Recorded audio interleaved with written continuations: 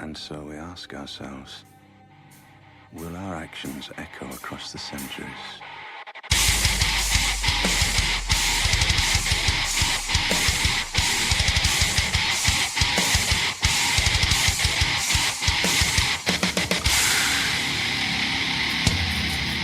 I was tired right before we even started doing. Dog, I'm still like coasting on like 3 hours of sleep.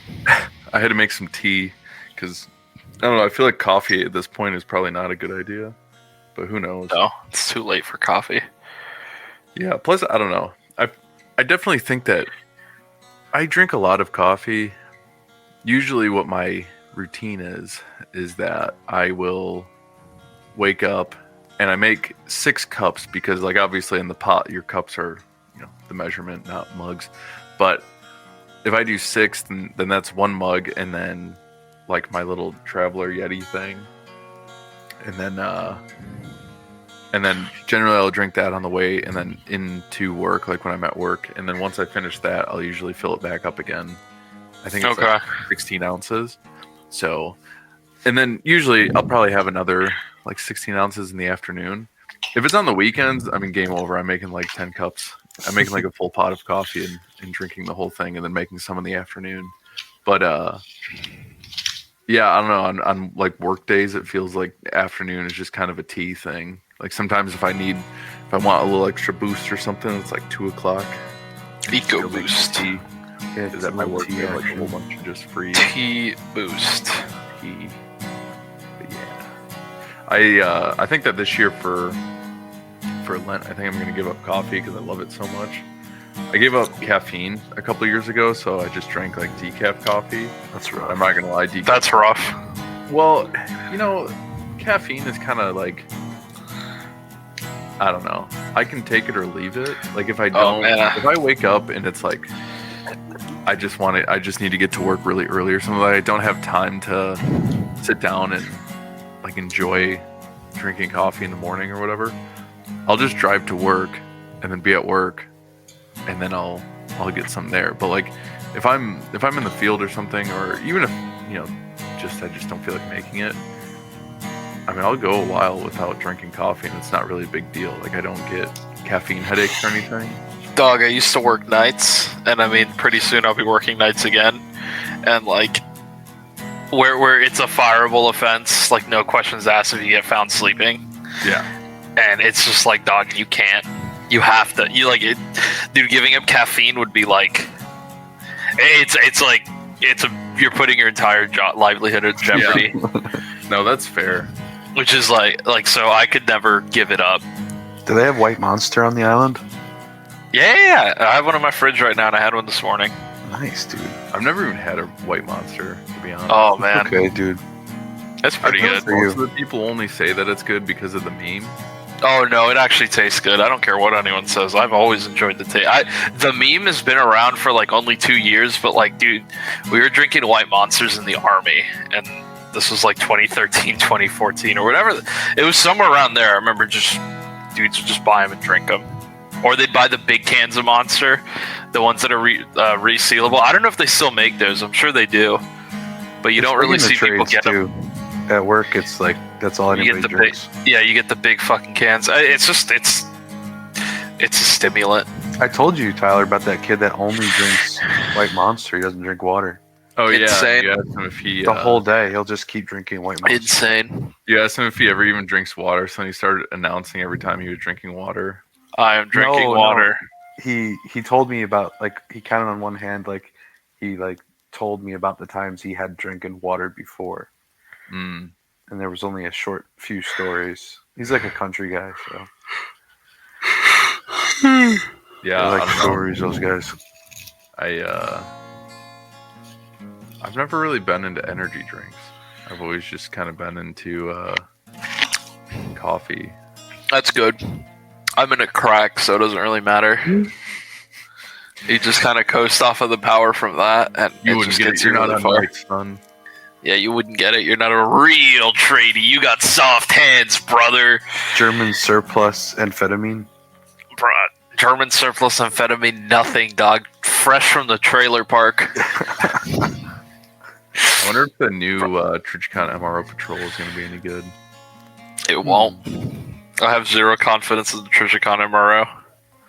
Patrol, Dude, when we had him at the power plant, and I mean I can't comment on whether they're still there, but they had a few of the first gen ones, and it was funny putting it in a lead sled and like shooting it at 100 yards, and you would just have these perfect little they did like 4-round groups or something, and it would just move so fucking much, man, from the parallax or whatever. So they just did it on like a B-28, just like one of the big silhouettes. I think it's I don't remember what they're called. No one shoots those targets anymore, at least no one who actually trains. But we're there. Train like I do. Oh, true. But no, we're there in the lead sled, and you get like an 1.5 inch grouping. It's just 55 grain shit, whatever. And you're like, okay, cool. And then you try to replicate. You get off the gun, and then you try to replicate it again, and it's moved like 6 inches up the fucking body or the silhouette or whatever. And you keep repeating it, and they just keep kind of dancing around each other. And it's not a fucking. I mean, it could just be, oh, you're not returning to the same exact spot, but it's like, dog, after a certain point, like why are other optics not giving me this issue, but this one is? Like, nothing's changing. I don't know. I was not a huge fan of the MRO. Yeah, I don't think I've ever used one. That's a red dot. It's not my great. ACOG has maintained 0. I've taken it off like 3 times. Yeah. This season, and it always goes back same 0. Well, because it's a good optic. Yeah, I love the ACOG. Best optic. People are gonna have an aneurysm just for that. I go to night shoots, and I don't even zero at anything. I don't even zero guns anymore. I just say okay. It's so funny. So, we have to do drill or whatever at work, and we do it with these old surplus Lee Enfield rifles. Nice. And it's funny because like everyone's like trying to get some without the bolt. So like there's a few that don't have a bolt. I think like they just like pulled the actual bolt handle off, and then that's just how they keep them. But like there's a few that still have the bolt, and I always go and see if it'll open. Just the rare chance that someone forgot to take the firing pin out, but I have yet to find one with a firing pin. But it's still funny. It's like, oh shit, that's right. These are in fact still serviceable rifles. And I don't think they welded the bore or anything. I literally think they're normal Enfields, just beat to shit without a firing pin, and that's it. Am I crazy, or did we talk about this last time? We probably did, dude. We probably did. I might be having an aneurysm, but I don't. We probably did. I don't know. It's kind of Enfields. Yes, it was like a thing. Oh, okay. Never mind. Then moving on. You were gonna club dudes to death with demilled Enfields. Oh no, I'm just gonna find a firing pin. Did you guys see like all the stuff that's going on with the U.S. aid? I can't remember what it stands for.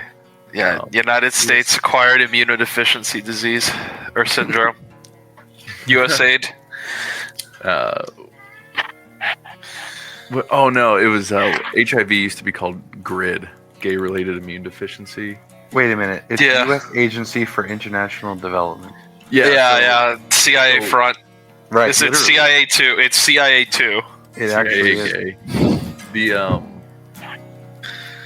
The whole thing though is they've been digging into like the spending of government agencies, which is probably still why my reenlistment hasn't been approved, because they're waiting on the funding. But you're never getting that funding, big dog. Dude, probably not. It is what it is. It's all like the Doge thing, like the Department of Government Efficiency or whatever. That thing came about through such like someone was saying that it was like a master class of political maneuvering, because it's not a new agency. What they did was they got like an agency called like the USDS or something. I think it's like United States like Digital Services or something. And they fucking just changed the D from Digital Services to Doge. Just gave it to the people who are running Doge, or Elon Musk and his like they meme it as like the 22-year-olds. Yeah. And they just gave it to them, and then that way you never really created a new government agency, but you can rework the inner workings of it, and it's still close enough to the original mission of what the USDS was that they basically just have carte blanche to do whatever they need to do, and they never needed congressional approval. So it's just like, it's like, I read all this and I'm like, bro, if this is actually legit and not just some like fan fiction 3D chess bullshit, like that's honestly kind of like cutting. Like someone up there was just thinking really hard and they made it work. Yeah. Well, there was a thing that, like, the thing is too, is like all the stuff I just see it on Twitter, and people will be like, oh, this is like how much money was being spent.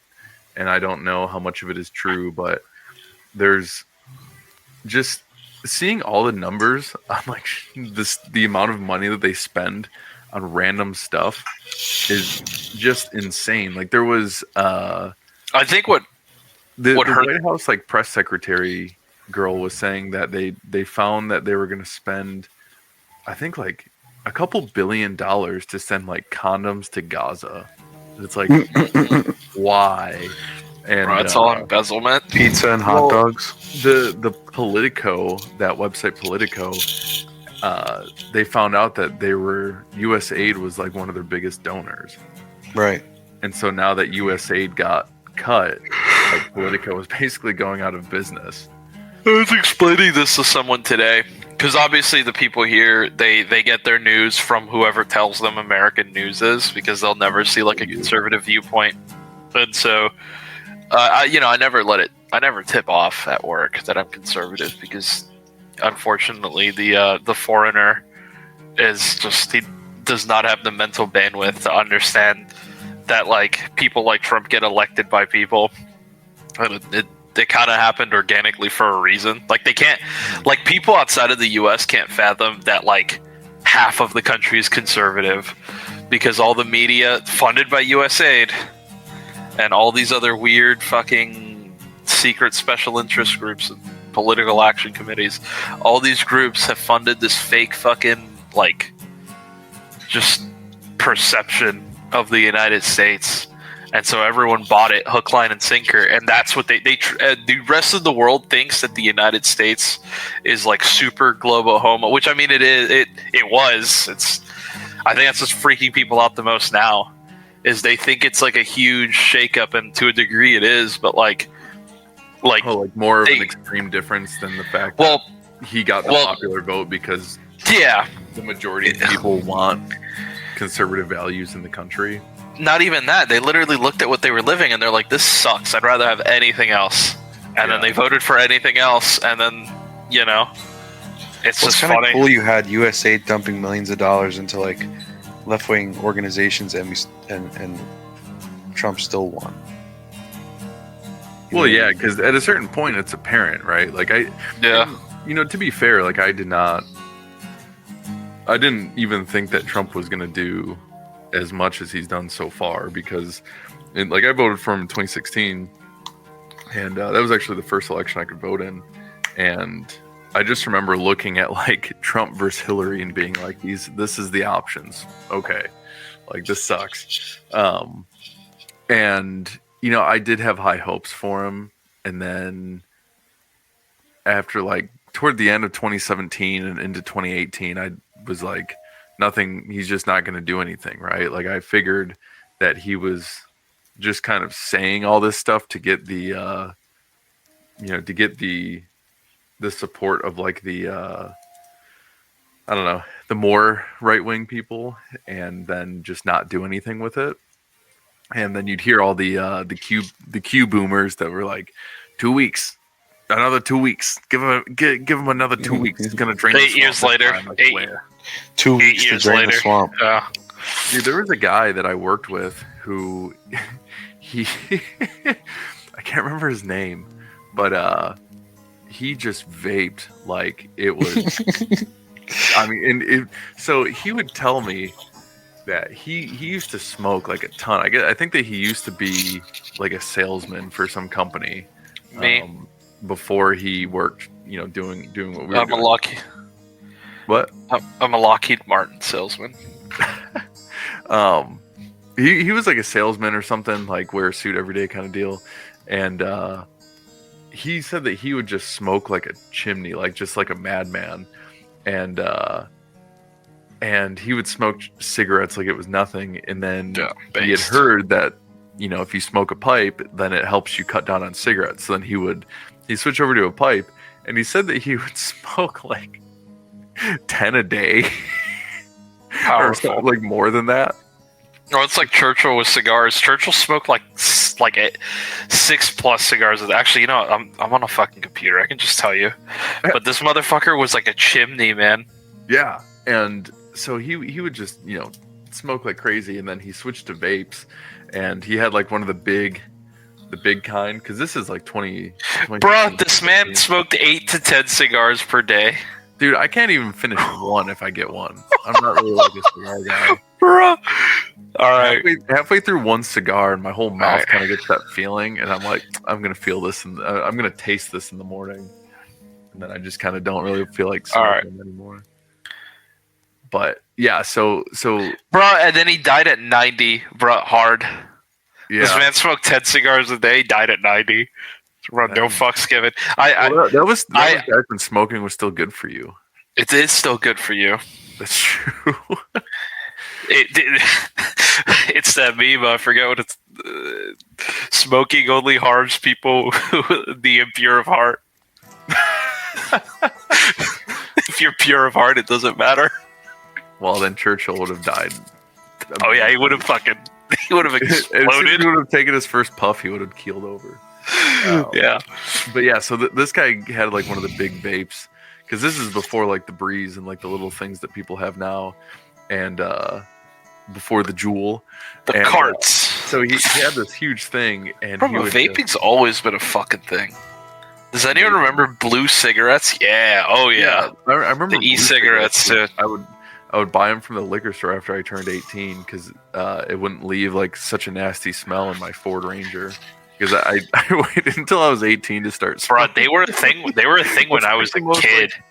That's like the most dweebish thing that I've ever. Bro, they were a thing when I was like a kid. I just remember. I'm like, bro, they really. I don't remember when they came out. When. Yeah. So this. John Stamos was in the commercials. Oh man, that's old. Yeah. That's funny. So yeah, this guy would vape all day, and he was obsessed about Trump. And like I remember on my first day, I think that it was a midterm voting. Oh, 2009, huh? And I get in there, and I think that like our boss had mentioned to him or something like that I was in the military, because I didn't tell anybody, right? Like I obviously it was on my resume and stuff, and my all that. So I go in and I sit down and like at my desk, and it was kind of like a big like collection of desks, and I'm just like getting my computer set up, and he turns to me and he's like said something about oh no, he was like, are you voting today? And I was like, I don't know, maybe. And he's like, you know, like we could really use your support, like whatever, the military. And he turns to me fully, he's got like a Trump t-shirt on. I was like, okay. And he would just tell me all the time about how Trump was draining the swamp and the deep state and all that stuff. And it was he did like a $200 bet with one of his relatives that by Easter that year Hillary Clinton was going to be in prison, like all that stuff. And at that point I started to kind of not really believe it. But then that's when he told me all about Q, and that was the first time I'd ever heard about Q. And I look it up, and it was kind of interesting, like in the beginning when it's like, oh, Q said that if, you know, all this stuff, and then Trump like signaled to it with these things, and it's like a random phrase that had like no clean context, so it's like kind of unmistakable. And I was like, oh, that is kind of strange. And then it just turned out to be like some psyop, probably to keep people. I don't know. It was just boomer. It was probably boomer brain rot to fucking sell like T-shirts or something. Probably. Yeah. Honestly, now thinking about it, it was probably just like a business venture for Trump on the side. Like, hey, let's do this. This will be funny. Or for anyone. It was because you could just... that was Q. Honestly. Like, I'm still waiting for the Roman Empire arc. Yeah, dude. Where that's that's gonna be Caesar. so cool. Yeah, I'm waiting for Baron to be the Octavian analog. The third Holy Roman Empire. Honestly, the third Roman Empire, the holiest Roman Empire. Someone at work was telling me today that America is like Babylon. I'm just like, bruh, I don't want to have this conversation right now. Yeah, I mean, like you might not even be wrong, but I still don't want to have this conversation right now. We had a counterterrorism presentation today. It was just it wasn't even a counterterrorism presentation. The guy giving the presentation was involved. it was And, just like- a picture of you with a circle and a line through it. Whoa! It's the Garfield picture. There's just a sign with. Have you seen it? It's just a stupid meme. There's a sign with Garfield the cat, and there's the circle with the line through it, and then he's standing in front of the sign, just asking himself like, I wonder who that's for. Oh yeah. I know what you're talking about. Yeah. I had to explain the meme, which is terrible. But no, so this Rotate dude's it in my mind. bro. This dude. I don't know how much detail I should get into this, but long story short, he's been in counterterrorism for a while, a very long time, and he was talking about like Northern Ireland, and he's just like, yeah, so I have a LinkedIn, and well, long story short, I don't really use it very much because I'm not really looking for any jobs and haven't been for a while. But it tells you who looks you up, and he said that Sin Find looked him up, and he showed me a screenshot on his phone. Who is that? That's the political wing of the IRA. Oh, Sinn Féin. Yeah, Sinn Féin. Yeah, sorry, I'm not Irish. I don't care. I'm not Irish. That's badass, dude. You meant John McAleese, probably. Yeah, that's not his name, but yeah, basically just yeah. No, this dude. Well, he wasn't like a. At least I don't think he was like a pipe hitter. He was like more of the investigative side of shit, which is come to find out just as important. But he was talking about this huge operation they did in like 2006, like the British did, because like there was like a terror cell in like London of like I think it was like either 12 or 20 of these fucking Al Qaeda dudes, and they made like these water bottle disposable camera bombs, and they were gonna like. They were just gonna get on a bunch of transatlantic flights. They were made in a bomb factory. No, they were made in an apartment in like London. But he's like going through like all the details. Bro, this man said they seized 800,000 gigabytes of digital data. I was like, bruh. 800,000 gigabytes? Yeah. And this is in 2006. Oh, wow. 2006. This isn't like talking about like this year where like it was like, okay, I mean, like that's still a crazy number. But like it's more crazy when you think about the context. Well, from what he said, the reason why the British were investigating it, and it was like a huge operation. Like I mean, like like military intelligence was involved, like a bunch of secret squirrels and shit. Pretty much, they got 5 booms. And apparently, like the U.S. also found out that this operation was going to happen, and Bush was like, "Yeah, dude, we're not don't even let them have a rehearsal," which the rehearsal, come to find out, was like at the end of the week or something. So they had to basically do everything very quickly because he's like, yeah, at the end of this week, I'm going to kill the ringleader in Pakistan. And then the U.S. does what it does. It kills the ringleader in Pakistan because, of course, it's a fucking GWAT. It's the height of the GWAT too. Like we're right before the surge. So like dog, there's no brakes on that train, so the British just had to scramble and arrest these guys before they fucking boarded the planes and blew them up. But it was like nuts seeing some of the data around it. And the surveillance state was pretty thick back then too, because they had like footage of this dude, like highway cameras. They had footage of him, one of the IED maker buying like a suitcase like in Wales. It was all this shit, and you're just like, I'm just sitting there thinking like, holy fuck, dude. Like people complain about the surveillance state now, but like it's probably been there since we've been born, and you just couldn't recognize it, or like no one talked about it. Well, I think a lot of the stuff too is probably like shaded in funding. And oh yeah. So I have no idea how government acquisitions and funding and stuff works, but I would imagine that at a certain amount of money, you have to have it more plain language as to what you are putting money into. Yeah. So, once it's like, once the technology caught up to where it costs more money to research and have bigger teams to be able to, survey with new technology and be able to counter things that people are coming up with to counter that surveillance, like, you start looking at a very large overhead. I have no idea if that's true or not. That's just like a speculation, maybe. I don't know. But, I guess looking at the USAID stuff, who knows if there's even a limit as to what kind of bullshit spending you can have. Like, this was a whole thing where, like, USAID is, I don't know. I just want to go back to that because it's kind of crazy. Well, what bothers me, go on, but like, I'll get to what bothers me about it. Well, they were paying off like all these different media outlets, right? Yeah. Okay, cool. We were about to say the same thing. Well, have you seen the video where there's so many of these videos where all of these news anchors all across the country for like local news stations are saying the exact same thing, like reading off the same exact script. Yeah, they got fucked. So the news apparatus of the United States has 100% state-sponsored like media, which is like not a surprise. It's the quiet part. It's saying the quiet part out loud, but like now there's proof of it. Like, and we you knew it. If you were into politics for any length of time, you knew that there were organizations that definitely had like no shit taxpayer funding, but you could never prove it, and now we can. It's just wacky.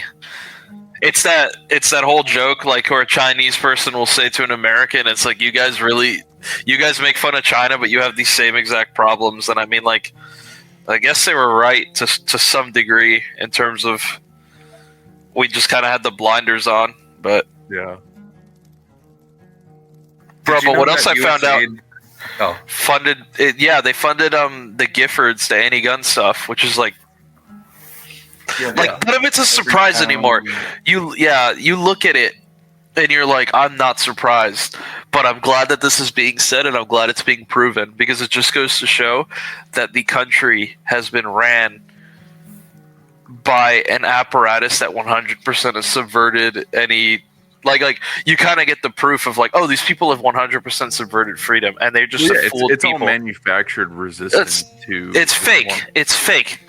And now what's funny too is you see what happens when you get someone that's not. And I mean, obviously Trump's got his real abysmal takes, but like, holy shit, dude, I've never seen, like, hearing people that work in the federal government at all these different like 3 letters or like as contractors, and hearing like, so all these people just got offered a severance package, and there's like a return to work order, and there's no more work from home shit, and like people are freaking out because they had just been banking that was gonna last forever. I think that's fucking put such a nasty taste in my mouth, because 2020 was 5 years ago, sure, but like it's not like work from home was a super big thing before COVID, right? No, like it was a thing, but only in growing up, and that was like wild to me. Yeah, there's only certain industries that, or you're either self-employed, or you're a contractor, which is kind of self-employed, or like you just really had a unique circumstance. But no, man, you have to go to the fucking office, man. You have to commute.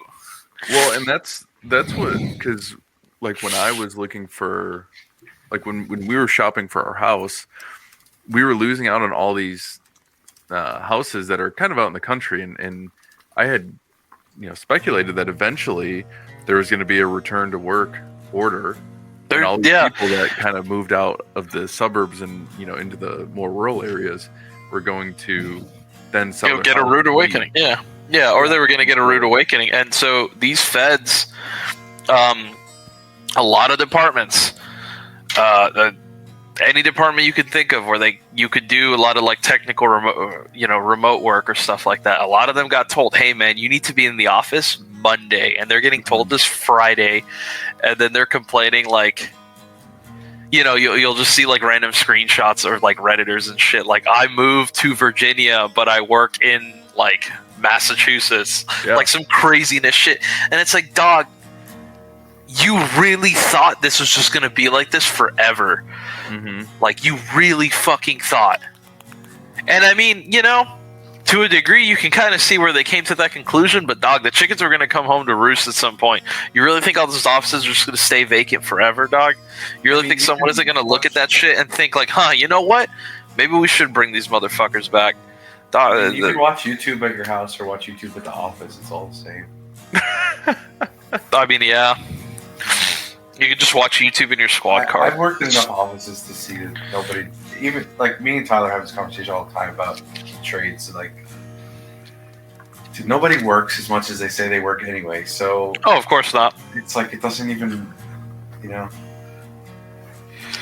No, of course not. But either way, like, the fact of the matter is you have such a gigantic, or you had such an existing gigantic like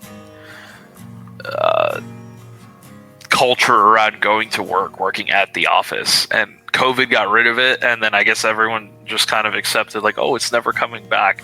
So to see all these people, the funny thing too is like the people who are falling victim to it the most are 100% the people who you kind of are like, yeah, you probably should get fucking fired. Yeah, there's so many people too who are like, like I've always joked around that if I had a work from home job, I would get so much more done around the house because there's so much, like if you're in the office and you're working, normal 8-hour day, there's probably only like a couple of hours of actual work, unless you're doing something like, unless you're in a busy point, right? Like everybody kind of has that flow, like those waves. So if you're not doing a busy thing, like right now, I'm in kind of a lull, waiting for like the busy part to come back, and like all week I have not done a single work related thing, but I'm still there for the whole time doing whatever. And does it kind of feel like a waste of time? It does, but at the same time, I'm available to do work related stuff easier than if I was at home. Plus, it's just like, the company is paying me, right? They want to know that I'm actually there, like actually engaged and theoretically doing work, right? Nobody knows that I'm just like blatantly not working. But yeah, it's funny. That's because you're a bad employee. I am. Well, one of my one of my wife's relatives, like an in-law, has Barack a government Obama job, and they got married and moved like an hour or so away from where it's at, and now they're mad that they're gonna have to commute the whole time. But it's like, you couldn't have thought that this was gonna be a permanent change, right? Like, bro, people sold their houses, moved their entire families for this shit, and it's like you guys really could have never anticipated that your career would want you back in the fucking office. And it's not even like some of these are like small, like 4 or 5 letter agencies. These are fucking 3-letter agencies that some of these people are being told, you need to come back. Oh, well, like, especially like you can't be operating a government computer like from home full time. It's ridiculous. Oh no, well, it's a huge data risk, and I'm not a data protection guy. I'm not a fucking computer nerd. There's a lot of people who are much smarter than that shit at I. But I mean, at the end of the day, it's like, okay, cool, yeah, we're giving you all this information, and we're just gonna let you sit on it at home. Like, bro, that's fucking nuts, dude. I found out that USAID, I was going through that little, those like documents of all the stuff they found. And one of my buddies was telling me that the way he put it was really funny. He's like, Elon like brought in like I think they were like literally like 20-year-old like 4chan people, and just like told them to like go in and like find bad stuff.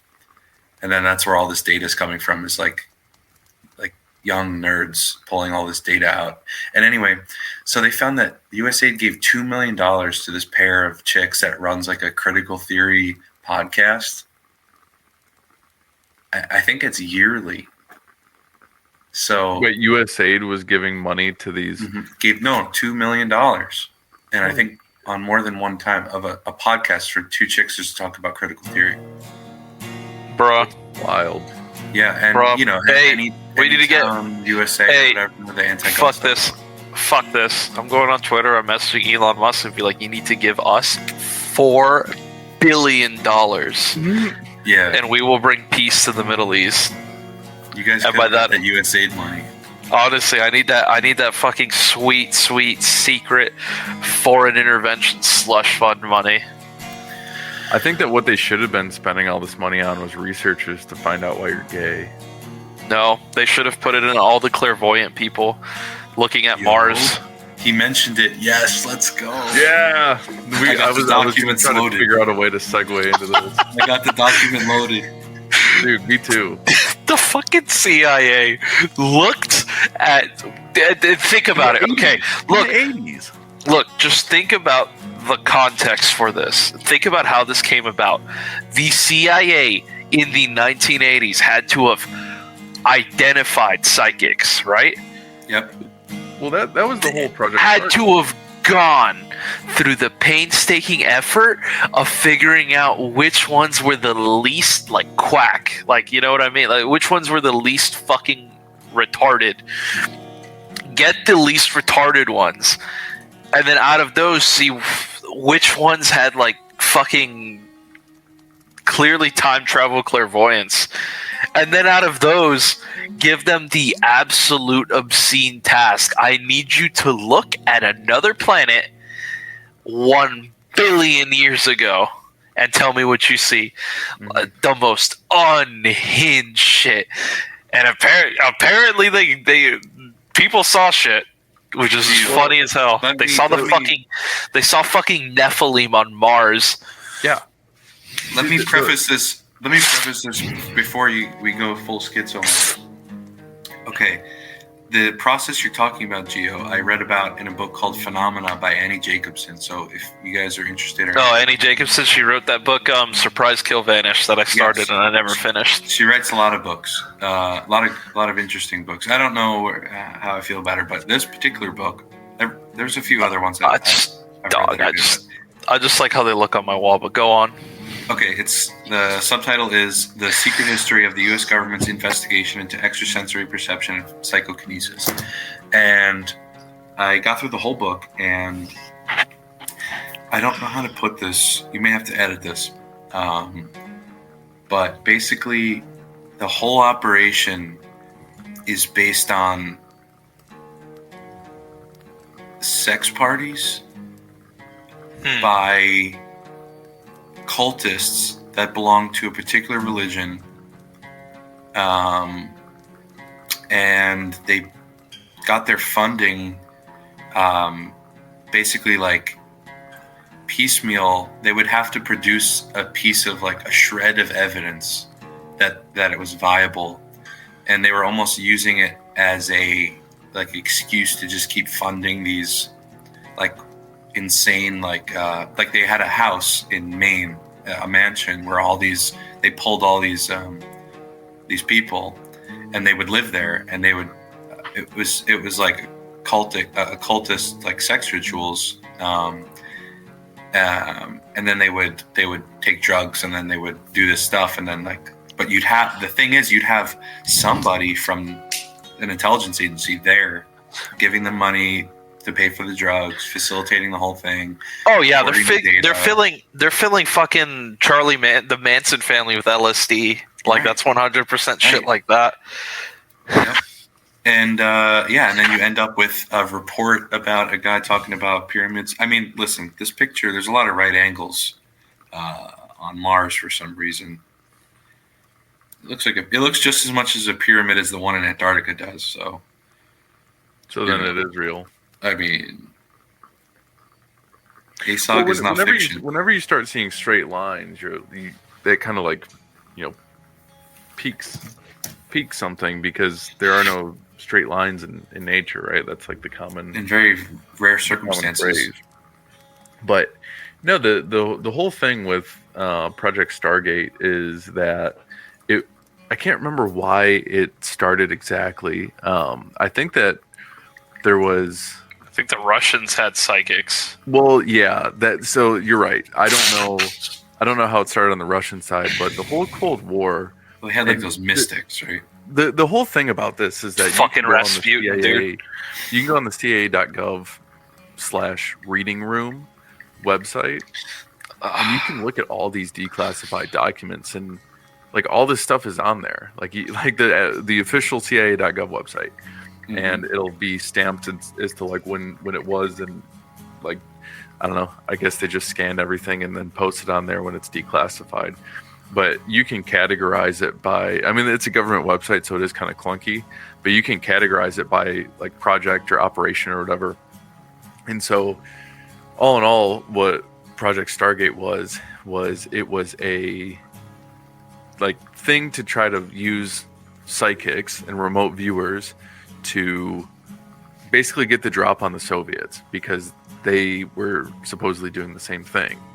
And so there's a couple of guys that were kind of a little bit bigger names. Like one is that guy that was on Sean Ryan, Joe McMoneagle, and I was kind of curious, like when he was talking about everything that he was, like how much of that is real or not. And so I ended up looking him up in the reading room site, and I found like a whole bunch of things of him like submitting for vacation requests and stuff like that. And so, like, I know that he obviously worked for, and it was all listed under Project Stargate, so I know that he did that. But Stargate was a whole thing that was kind of a secret deal, and I don't know a lot of the deep lore. Like, apparently they went through, I don't know, like, what the CIA equivalent of like a program manager would be, but they went through a ton of those, and I think that there was a couple instances of like suicide by 3 gunshots to the back of the head kind Classic. of deal. Yeah. Real. And it was officially, I think, dropped in the 80s.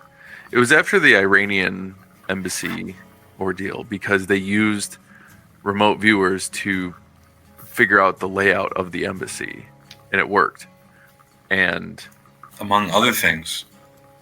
Well, yeah. So I think that the official number is something like 30 or 40% efficiency with remote viewing, which is still insane.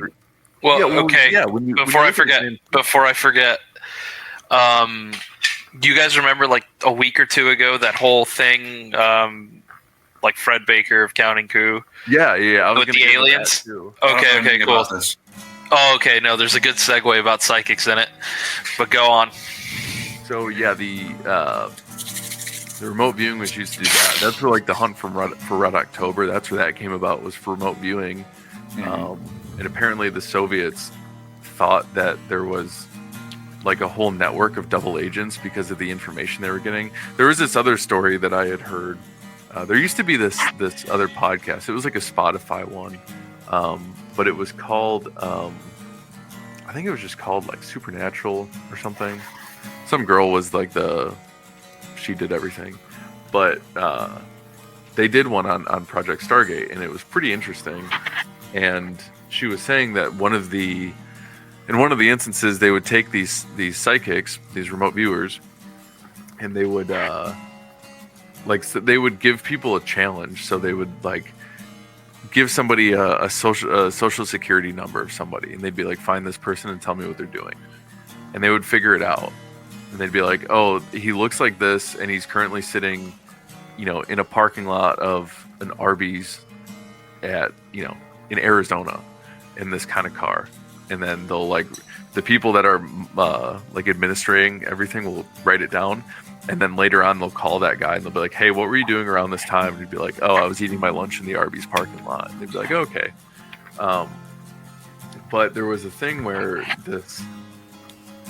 somebody was, I can't remember why they were trying to find this, but they were describing a building, and they described it like the driveway, and like it had a big round driveway and like a flagpole, and then how the building looked, and then inside what the carpet looked like. And he started listing all of these names, because he said like it looks like it's in an office building or something, and there's filing cabinets that have these names of stuff. And so after it was recorded and the guy that was administering it like sent it to whoever, basically other people in the CIA came and arrested him because they thought that it was like an espionage thing. And turns out that that building that the guy was talking about was like another CIA building that this dude had no idea about. Like the guy that worked for the CIA that was like overseeing the remote viewers, he had no idea about. And it was like really close to where he had like a cabin or something. It was very strange. But these filing cabinets had names for operations that were very like top secret kind of thing.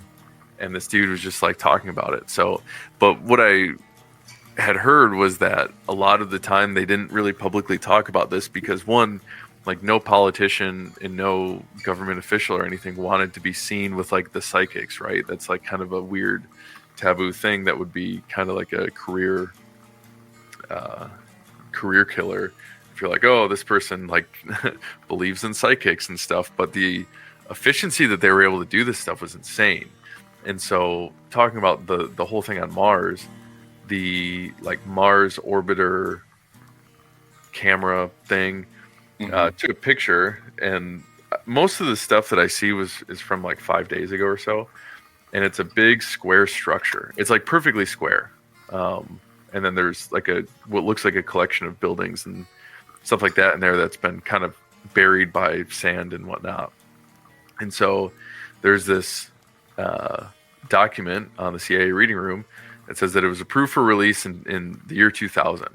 And this whole thing takes place in May of 1984. So the crazy thing about this is that in 1984, because it starts out and how they would do this stuff is that they would take an envelope with like either like a piece of paper or like a note card or something like that with something written on it, and then they would give that to the remote viewer, and then the remote viewer wouldn't open it, and they'd have to like examine the contents that were in the envelope and then go do that. So this envelope had geographic coordinates on Mars, and it said the planet. I don't think Mars. they told him that it was Mars, though. Like, I don't know if they. I think the story was that he like read the coordinates, but like it wasn't. They knew it was Mars. You understand? Oh, well, so it said. Okay, yeah, actually, you're right, because it said the planet Mars, time of interest approximately 1 million years BC. And it said selected geographic coordinates provided by the parties requesting the information were verbally given to the subject during the interview. But right. the thing that I think is crazy is that in the 80s, they had these coordinates, these geographic coordinates on Mars that they were like highly interested in that already. That is true. Yeah, that is actually very interesting. And then they knew that it was 1 million years BC. So something's roughly going on, 1 million years ago, something happened here. Who's right? asking that question? Who knows? Because that's the thing about Stargate was that they had tons of people that the remote viewers had no idea who anybody that was coming to them was. And sometimes they would call them in the middle of the night. They'd get like a random phone call from somebody, and they'd be like, hey, I need you to do this. Right. And then they would just go to work at 2 a.m. in their kitchen or whatever. Like their corded phone hanging there in their green kitchen. Could I don't know if you want to go through the document and all, but I wanted to add a little context before that. So as far as Project Stargate goes, and if you read the Annie Jacobson book at some point, you'll hear these names, and for everybody else listening, you can look these up too. This is like easy to find information. Hal Puthoff is one guy who is kind of leading it, and what's interesting is a lot of these guys that are involved with it are Scientologists, although that's not exactly what I was talking about before, but in the official capacity, a lot of these guys were just actually Scientologists. Tom Cruise is remote viewing. Mm-hmm. Probably. Anyway, so Hal Puthoff, and then you'll hear another name, Ingo Swann, and I think Ingo Swann is the gentleman I believe Ingo Swann is the gentleman in the document referred to as the subject. Because why do you think that? So because they were using him as like he was known as like a remote viewer, but then like you said, a lot of these guys lost credibility once this stuff got up the chain of command, because they were like, okay, like what are you guys even talking about? You know, you have like the experimenters, and then you have like the guys that are asking the questions, and then they give this information to somebody else, I guess, whoever pays the bills, and they're like, what are you guys doing? Talking about, pyramids on Mars. But the reason is because this guy, Ingo Swann, got canned. Like they stopped his involvement in the 90s or something after, I think, that document got sent to wherever it had to get sent from, like 95. And then the document was released in 2000. So the experiment was, so you have like a 10-year gap between the experiment and then when he got like kind of sent away, and then they declassified it. So someone probably found the document, was like, this guy's nuts. And then they declassified it later on. But anyway, Ingo Swann is the guy who they said is, okay, this guy's talking about ETs and aliens and Mars and stuff. Like, let's not use this guy anymore. But he was huge for this project for, decades. So anyway, I believe he is the guy. If you want to look up his name, I believe he's the guy who is the subject in this document. Interesting. Mm-hmm. Yeah, they basically the summary of it was they were giving very specific directions or like coordinates. So they'd say 40.89 degrees north, 9.55 degrees west, and then the guy was, the viewer was saying that it looks like a pyramid, and he's saying that it's like sitting in a large depressed area and it's like yellowish. And then they're saying to move to different points in time indicated in the envelope and like other points in time. And then the viewer is saying that he's like seeing clouds and dust storms and like geological the pyramids were like, yeah. And then he said that he's looking at an after effect of a major geological problem. He's basically just like piecing together what he's trying to see on this alien planet, a million years before Christ and everything else.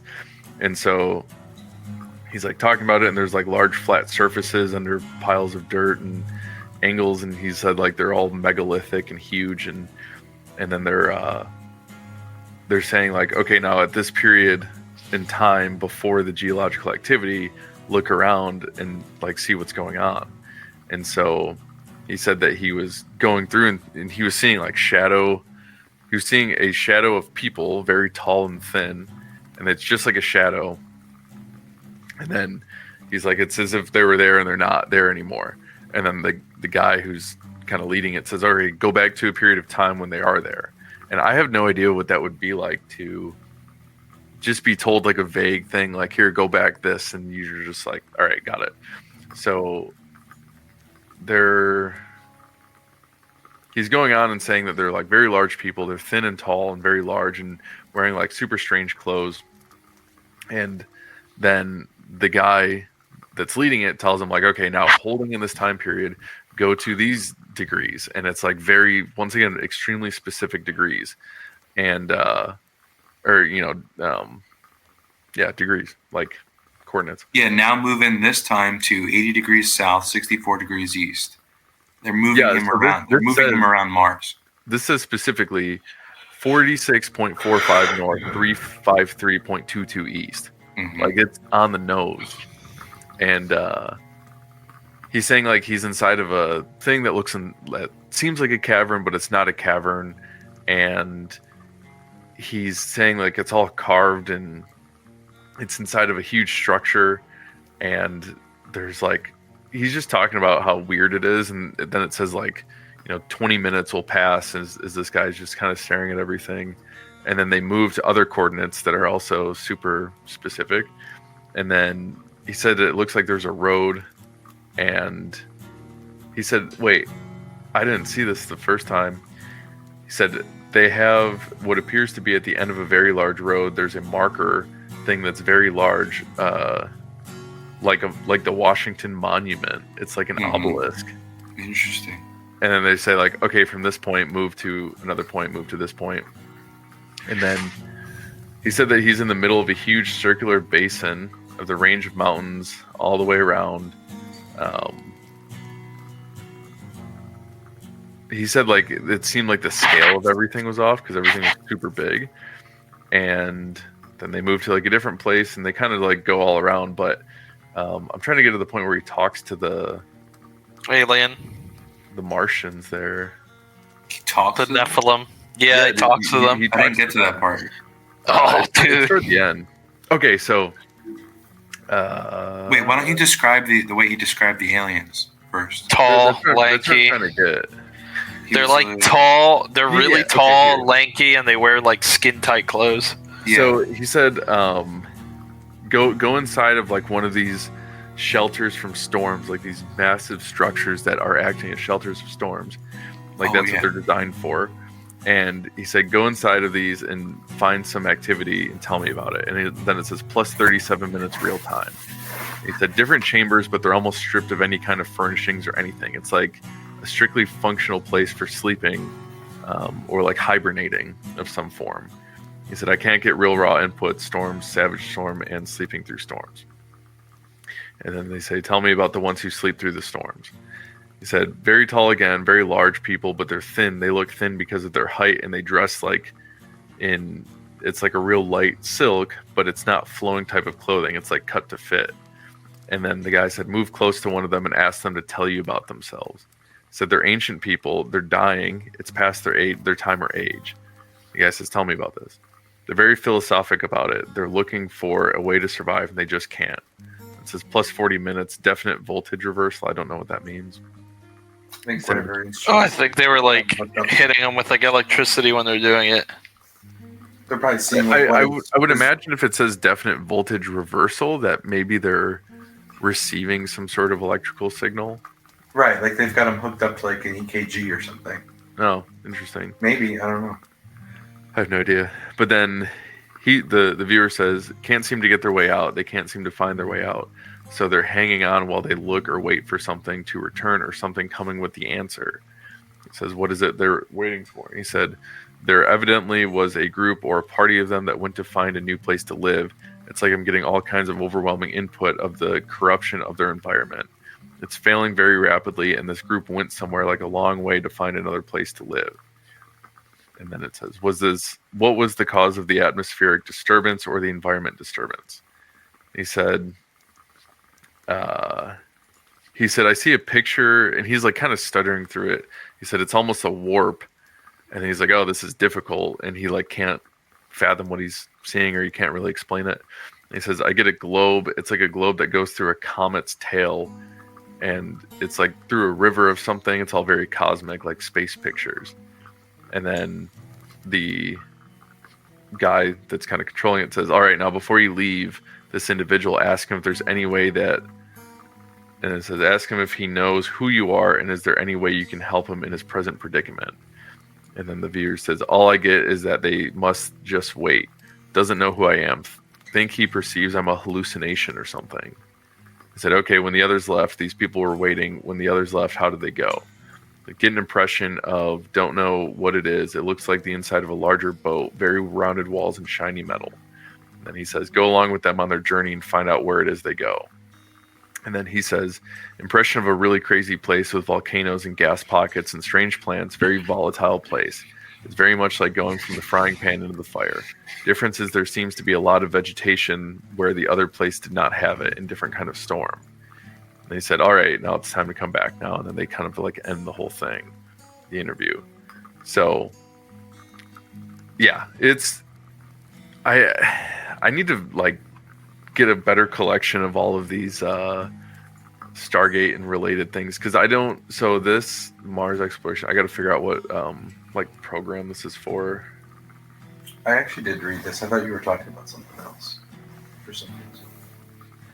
Is this all there is? Have you found any more from this document, or is just the end? I know it's the end of the interview, but it's just the end of the document. So CIA, RDP 96. That document. I should probably just type that in. 1984 was it? Yeah, May 22nd, 1984. I'm trying to find the where are they getting those grids from? Well, that's the thing I don't know. Like, where would they? In the 80s. How would they pull these grids to a point where they? Well, 'cause, like, they had if- satellites and shit. No, of course, but like they must have just hold on. Yeah, but Let's come back to this. Let me look up some research. if you look at satellite imagery, like high fidelity Google Maps satellite imagery of the desert, like you might be able to see something eventually if you're really combing through things. You might stumble upon something like the random Toyota dealership in the middle of the Everglades that we found looking for a pyramid. Yeah. But wow, for the most part, you guys want to hear something crazy? What's that? The first mission to Mars that it was photographed was in 1965. Dang, I did not know that. That's wild.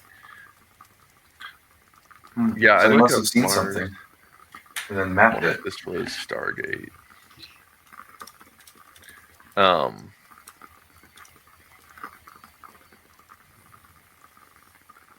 And then they landed Viking 1 on it in 1976. Interesting. So there's a lot of talk about Project Stargate, and like it's widely considered to be like a failure by like most like normies or most people. But then what's crazy? No, they found Scud missiles with it. Really? And that's recent. That's in the 90s. There was a lot of stuff that they found of it. I mean, maybe you'd say that it was a failure because, like, overall, just looking at the success. Well, rate. no, I'm not saying it was a failure. Yeah, people online are saying it was a failure. Yeah. Somebody may say that that's the case where it's like a failure because of it was discontinued and it had like a 40% success rate or something like that. But when you look at the amount of stuff that they would do and all of the experiments and all of the different just weird things that they would try to look at for 40% accuracy and all that, I mean, that's crazy. Yeah, that's a lot of times where people are literally moving their perception through time and space to look at something, figure out what it is, and then convey that to a guy that's interviewing them, right? Like in this case, this dude went through and was explaining what he's seeing, and he's talking to people over 1 million years ago in Mars, in some massive like structure. Yeah. And so even if that was the only thing that they ever did, it just unlocks a lot of like what is this? Like, what is this ability, right? Is it something that is good or bad? Because I've always been taught growing up that anything like psychic, like obviously people have visions and stuff that can be like God. Yeah. Any sort of psychic thing where you're willingly just kind of turning it on and doing it is not a good thing. But a lot of the time too, when you think about like, okay, what is these when you start looking at things that would be considered to be like a demonic ability or like demonic influence to give you power, it would give you this power or ability to bring you further from God.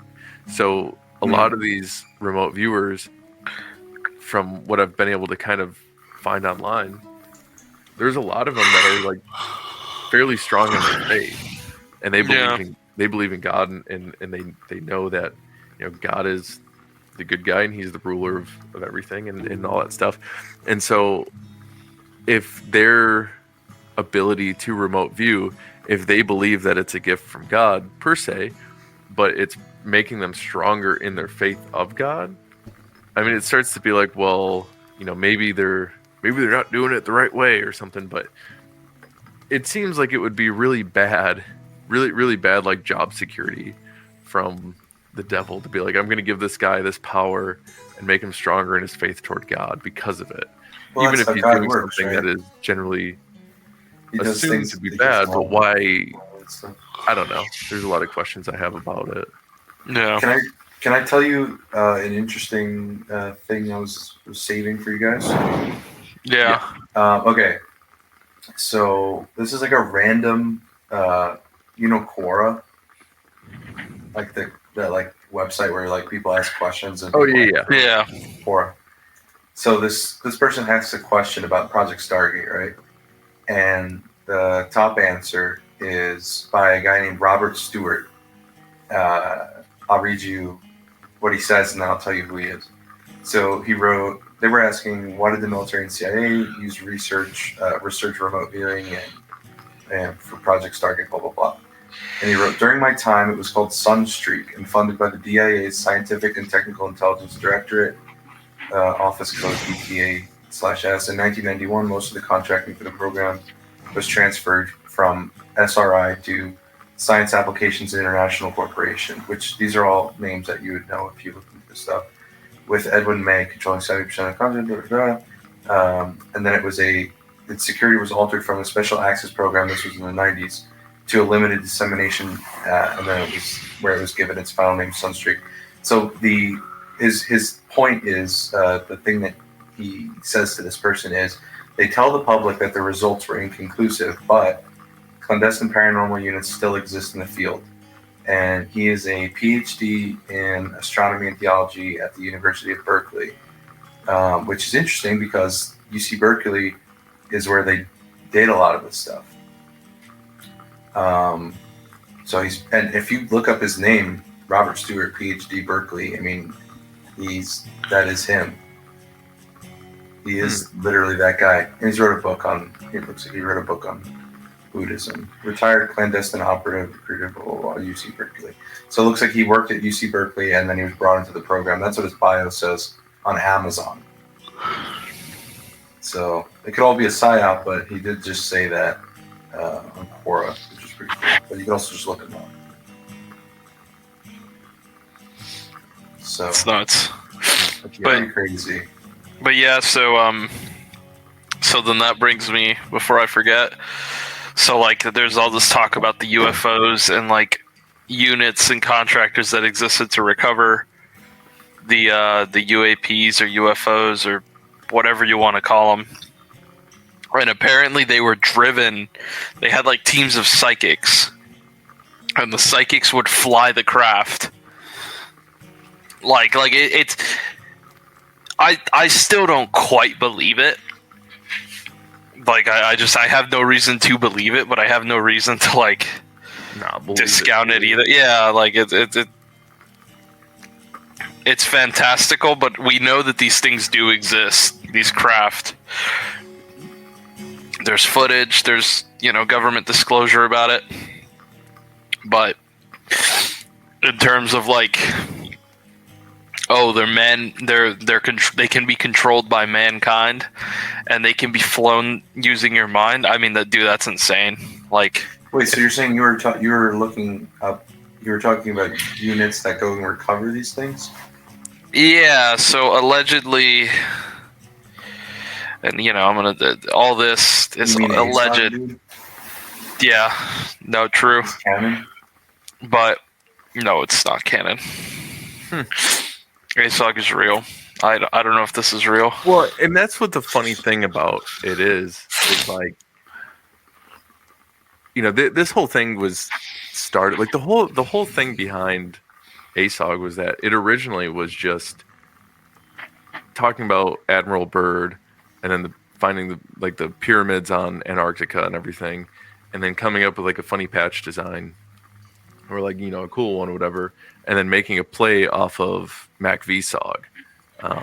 So instead of the studies observations, yeah. So it's just Antarctic studies and observations, which back in the time of the 50s and stuff like that, that was a pretty common thing to sort of cover up like special activities or whatever, special programs that kind of like predate special operations as we know it. And so that's how it started. But then as weird stuff comes about and the government has obvious knowledge about it and some interaction and resources allocated to looking into these things and doing everything like that, Like, so we're talking about UAPs because that I think is a little bit easier to fathom because it's like a very secular type of anomaly, right? Like as soon as you start talking about ghosts, then that starts to hint at the possibility of an afterlife, and then that starts to raise these other questions and whatnot. But Yeah. I would be very, very, very surprised if there is no government resources at all allocated to, looking into other paranormal type things. So There's got to be. No, there is. There's no way. Especially now. Like, now that you're hearing about it more. Unless it's all just like... This is why Deus Ex is like... I always bring up Deus Ex as like my favorite like fucking conspiracy video game. But it just had so much of the good like conspiracy memes in it. Like how gray aliens weren't... They were just like genetically engineered like hybrid animals that were used for like labor or like psychic warfare by like the fucking secret society Illuminati Majestic 12 running the show. But like, and it's obviously a video game and it's nuts, but like fuck dude, I mean I believe anything now because what's true is so ridiculous that it just has opened the floodgates to like, well, anything could be real when it comes to this shit. Stranger Things. The show, I don't know, but in real life, the Montauk Project, which is based off of, right? In Montauk, Long Island, in New York, there's a place, like a facility called Camp Hero, which you guys may or may not know about. I don't know. It's like a radar installation they used to use for, during World War II they built it, but it was, what's interesting is it was used throughout the Cold War, but what's interesting is it was drawing power only until very recently, lots of power. The radar was shut down, but there's underneath. It is now a park. It's a state park, which kind of leads into like the national park, state park thing. The containment theory. Yeah, the containment theory. But anyway, so underneath Camp Hero, there's all sorts of tunnels and stuff that they've backfilled with seawater because it's in Montauk on the coast. It's right on the coast. So you can go there to the state park, and you just have to jump through. I used to do this when I was a kid, and you go under a couple of gates, over a couple of fences. Sometimes back in the day, there used to be a lot of black cars and stuff that would kind of keep tabs on what you were doing.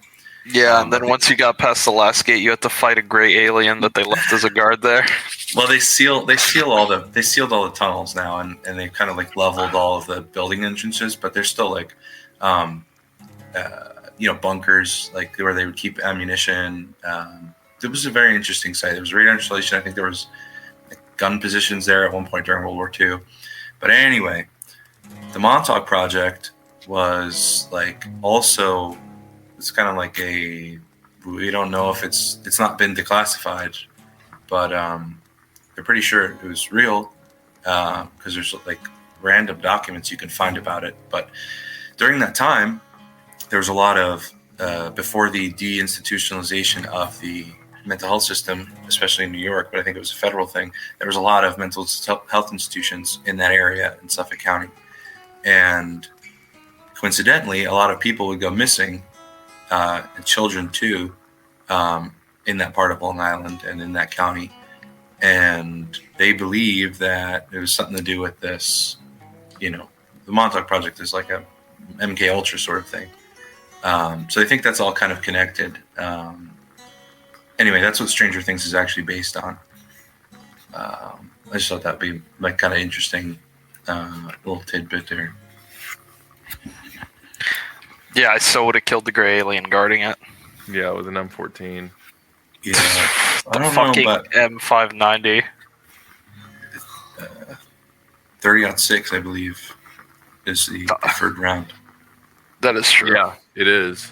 That is true. But That's canon. yeah, it's. I would be. There's lots of weird surprised. stuff out there that only just recently ended, is what I'm trying to say. No, or and ended is a strong word.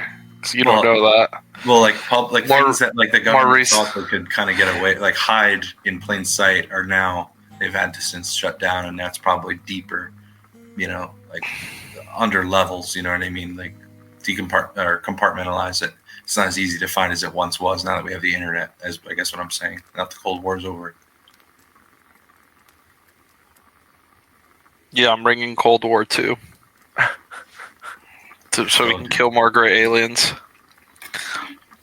Yeah. There's like one of my favorite theories is that somehow like the aliens were just they were real and shit like Roswell happened, but the aliens were just like so weak that they just got eclipsed like fucking No fine motor skills, no dexterity in their little shitty fingers.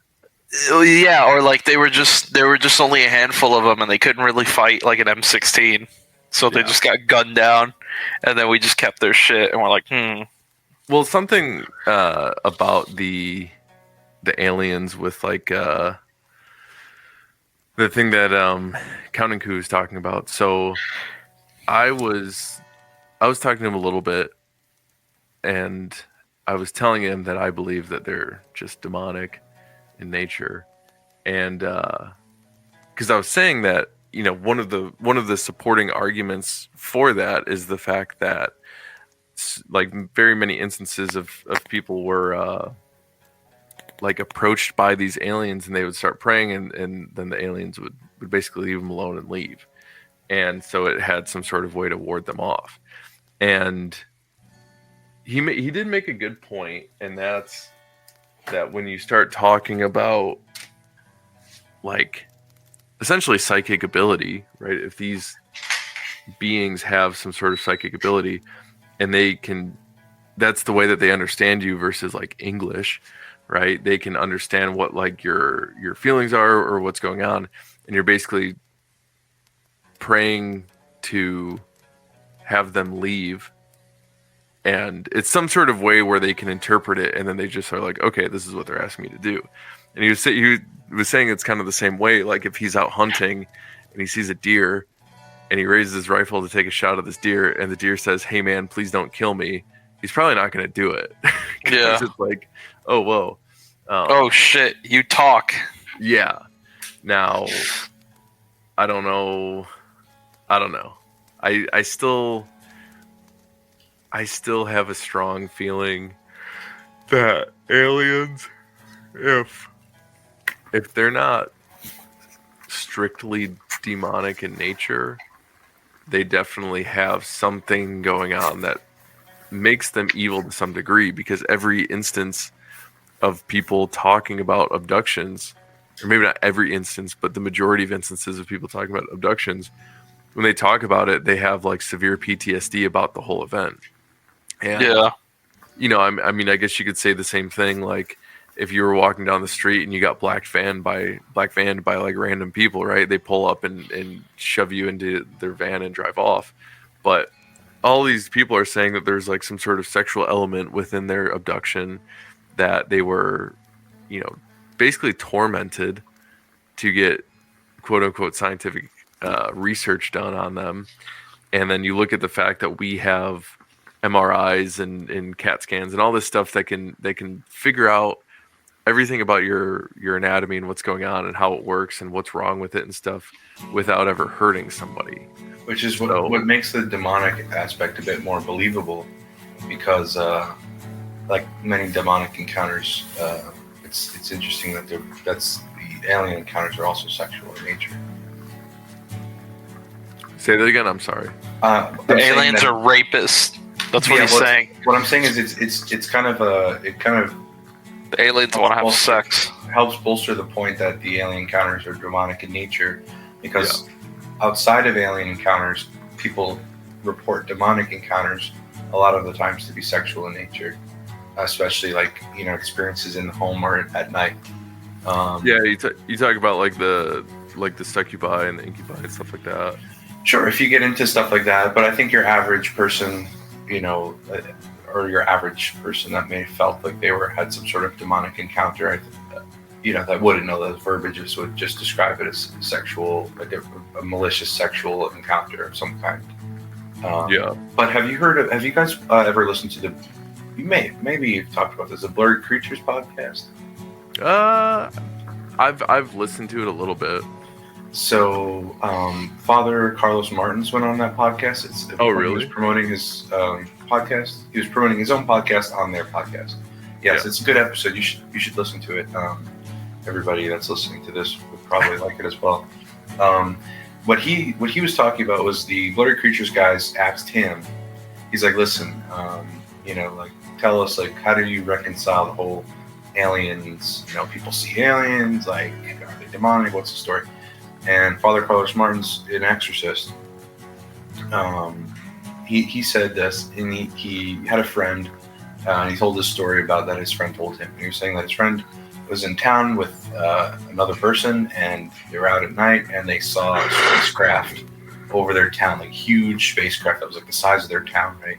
And it came over, and they watched it, and then it flew away, like many other UFO encounters.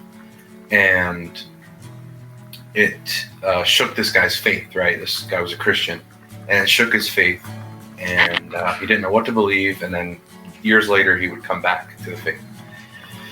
So what Carlos Martin says, the exorcist says, is that the demonic will do whatever they have to shake you, right?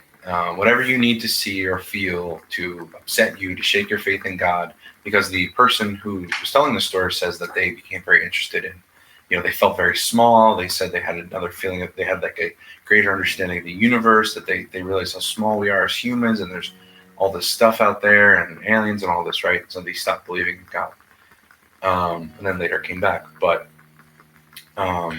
so basically the priest says that, like, whatever you need to as a person will get you, they'll use. But it's, at the end of the day, they say it's like a parlor trick, because obviously nobody else in the town saw a giant flying saucer over the town. And it's also interesting that people say flying saucers, but Tyler, we've talked about this. The saucer thing is like kind of not a thing. Mm-hmm. They're not saucer shaped generally. The term saucer comes from a report of a UFO, and the guy was saying that it moved as if you were skipping a saucer over the surface of a water. You know what I mean? He didn't say the shape was a saucer. He said it moved like a saucer skipping over water. So it almost puts that term saucer is put into the heads of people. So now when they see a UFO or UAP or something like that, they're then being shaped by their like preconceived notion of a UFO. You know what I mean? So they say, "Oh, flying saucer." That's why I think that a lot of these, UFOs, they say flying saucer could be people just, experiencing some sort of demonic presence that's allowing them to see any flying saucer. He goes on to a lot of other things in that podcast. He actually talks about cults and missing people and demonic or satanic ritual abuse. It's really interesting podcast. Well, isn't there a much higher concentration of like UFO activity in areas that have a lot higher occult activity?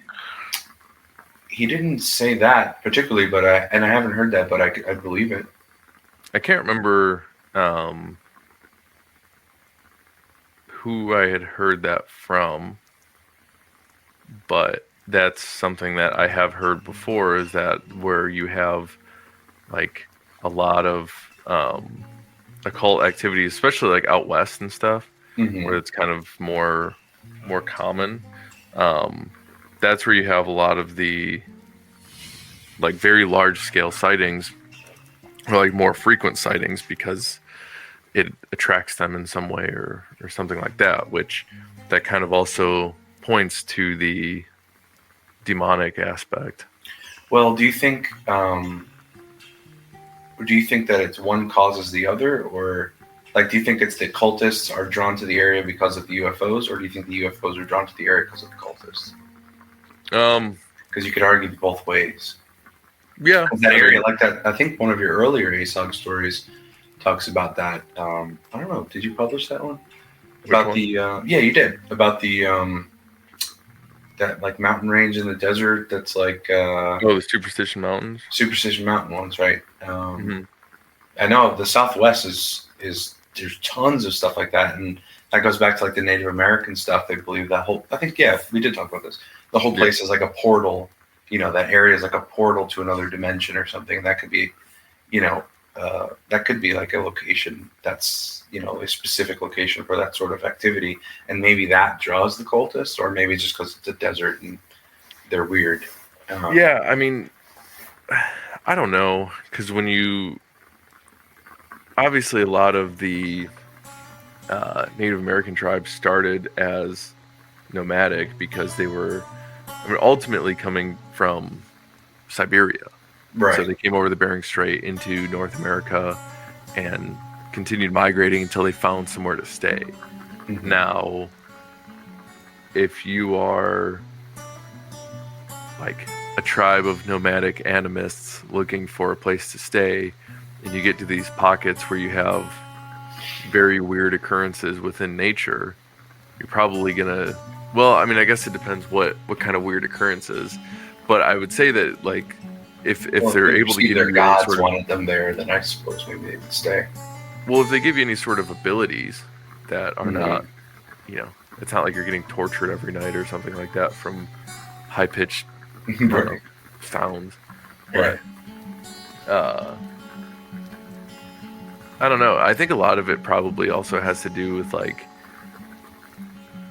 electromagnetic frequencies or electromagnetism that causes weird events to occur, because like, so there's places that are within the country that are like mystery spots, right? Like you have where, you know, weird things happen, and a lot of it starts from people surveying equipment going all wonky, and then they find out that kind of like I think that part of it too is like a good example of that would be like the Bermuda Triangle, right? Like the way that the Earth is at that point, it causes equipment to go kind of weird, and so there's nothing like weird about, or there's nothing wrong with that area. Like it's not under some sort of weird demonic control or something like that, but I don't know.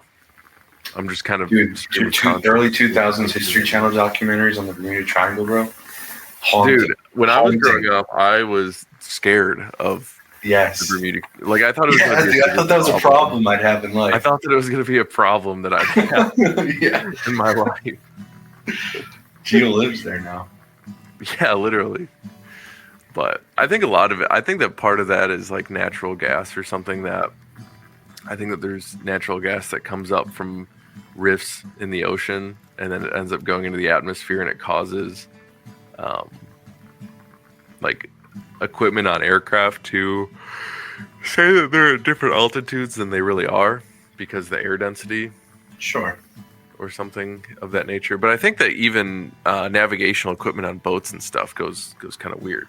I don't know. I don't know. You gotta send ASOG in there to figure it out, dude. I can't tell you. Dude, probably. Dive team or something.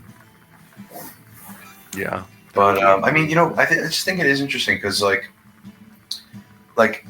in real life, like the article you just published, Admiral Byrd was interested in the occult. Yeah.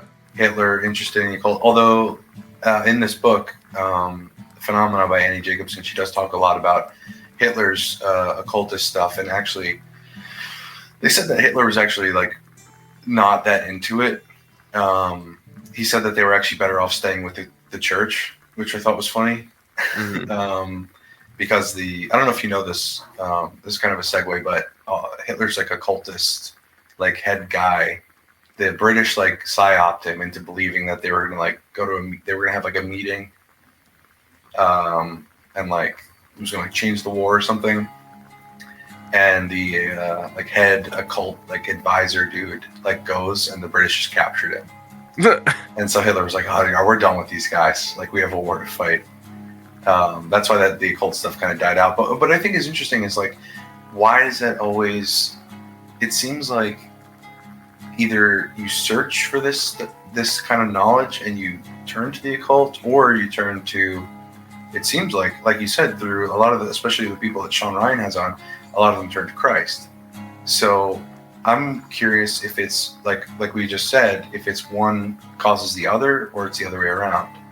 Like, are people searching for, people are searching for the occult or Christ, and they encounter these weird things, or are they searching for these weird things and they either encounter Christ or the demonic? Yeah. That's an interesting question.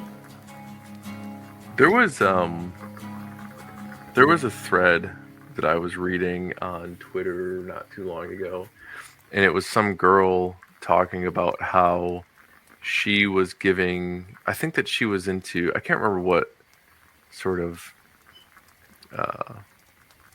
pagan gods, like I think they were like Celtic or something, but there's I think that it was like whatever the equivalent of like Aphrodite was in like Celtic mythology. I don't know, like just a goddess, Sure, of whatever. And so this girl was doing like devotional stuff to her, and like had an altar made for her, and would like regularly hear voices, and it was supposedly this goddess telling her what to do and whatnot. And so while she was just kind of out traveling for whatever, the quote unquote goddess, which really was just a demon, was telling her to like go get something, and like basically like go buy stuff and offer it to her as a gift and whatnot. And she didn't do it, and then all this weird stuff started to happen. Like her bank account randomly froze, and like her planes got canceled, and she had no way to like buy new tickets or do anything. Like she was basically stuck in this area until she went, got whatever was asked of her, and then bought it, and just like, I don't know, prayed and offered it to her. I can't remember exactly, but and then everything kind of started to work out again.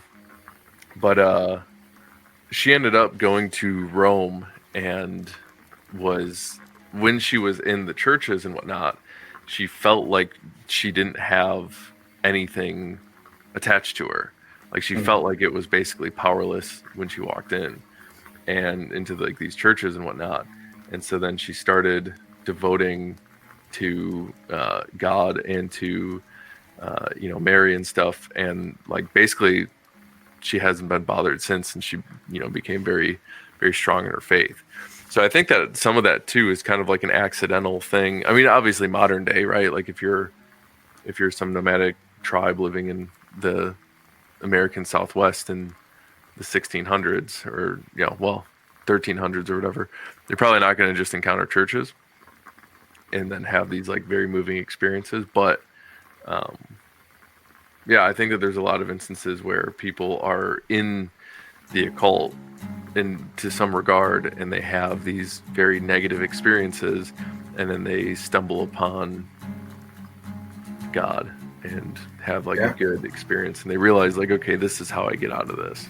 Yeah.